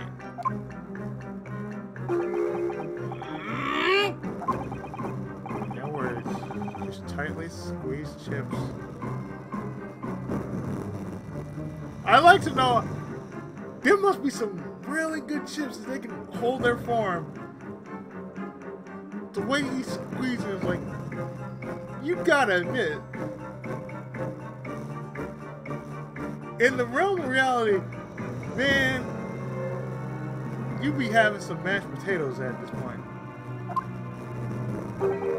Clearly, I must have a screw loose, though. I couldn't remember the combination for the safe. And another one loose, as I couldn't remember which piece of furniture I had written down. We also found a rope by the wall. Yes, I had hoped to exit through the skylight, but sadly the rope was too short.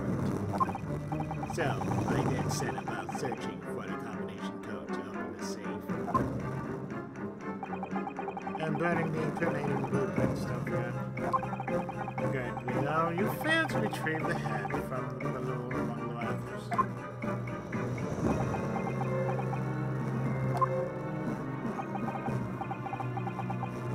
After all that, you hid yourself inside the safe? And after that, you hid yourself inside the safe? Having first set this parcel ticket. Well, I had no intention of being nailed by the police.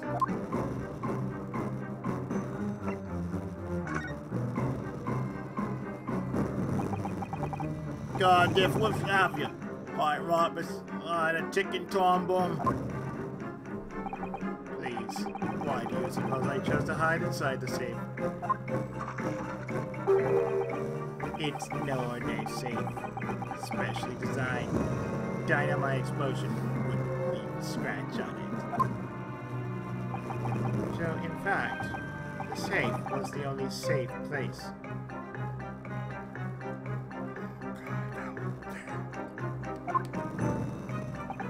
Precisely. But once you climbed inside, you wouldn't have been able to get out again.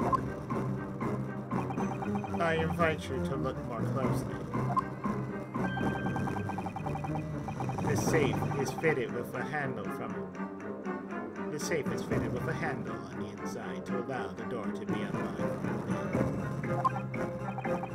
Ah, so it is. I had always intended to blow this place to smithereens in any case.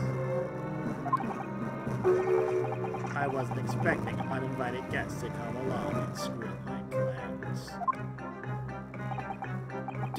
Do you mean to say you were planning to blow all of us up?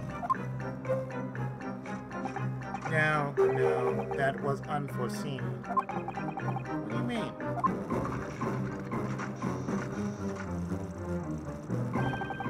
Most people run, you see, when they see a ticking time bomb at their feet. Ah. I calculated the time required for retreat to a safe distance and set the device accordingly. But your seemingly endless discourse in here threw a spanner in the works.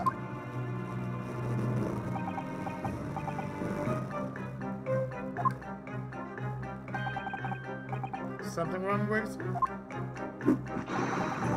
Do I have something on my face besides the usual eyes, ears, nose, and mouth?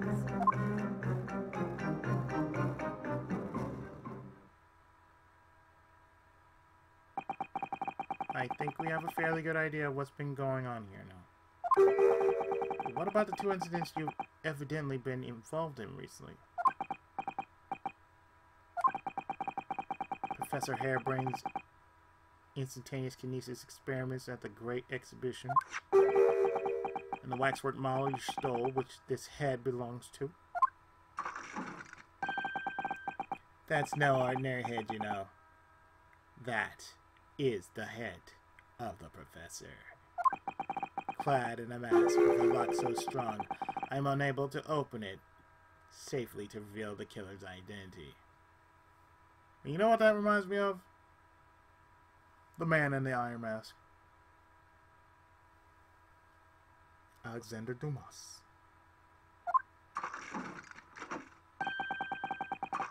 I've been carrying around as it is, as protection. That's enough! That's enough. What's going on here, Chris? I'm I'm sure you're aware that I have sole jurisdiction to investigate you.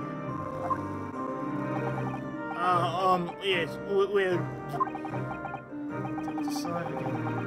So the fifth year. And you know full well this engineer is a key witness. Why are you allowing this law access to him? If Lord Strongheart knew of this, he'd be finished.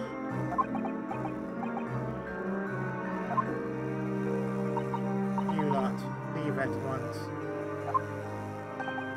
My dear madam, there's no need for such a threatening tone, I assure you. After all, that's no way to greet an old acquaintances. This is Dr. Slime.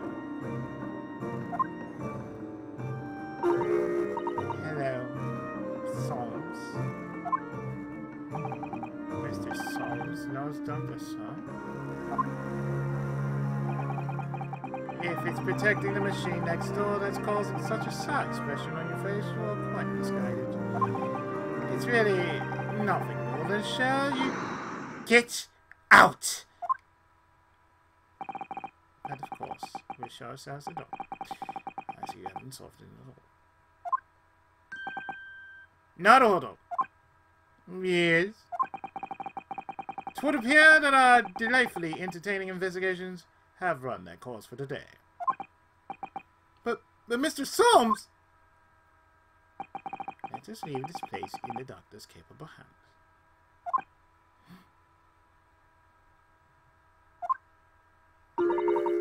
I said get out.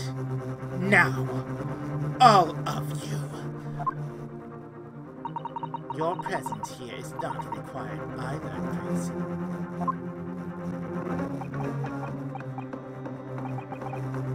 Understood. I'll just say one thing before I off. If it wasn't for the law and his companions, we never found this place. The whole workshop would have been done again. There was a time bomb sitting here that slowed us on. It's back.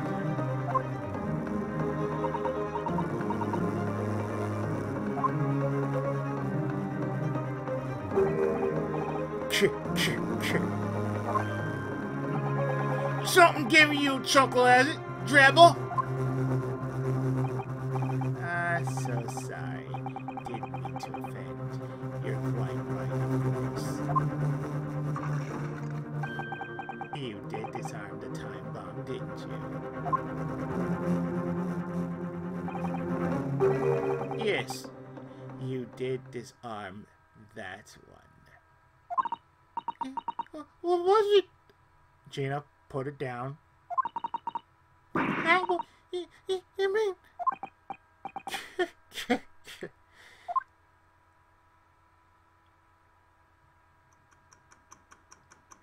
Drop it and run!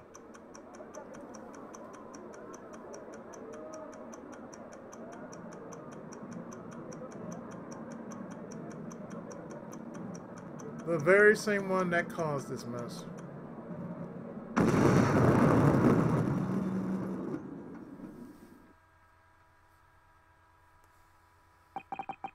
It was an hour later that we heard the news of the enormous explosion that ripped through the experiment station. Let me read that again. Of the enormous explosion that ripped through the experimentation stage at the Great Exhibition. Professor Harebrain's invention and all its secrets were blown away forever.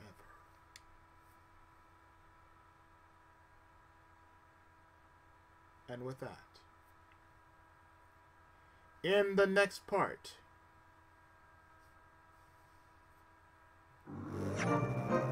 the second half of the trial.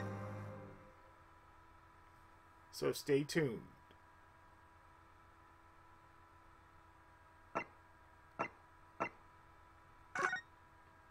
More of this right after this.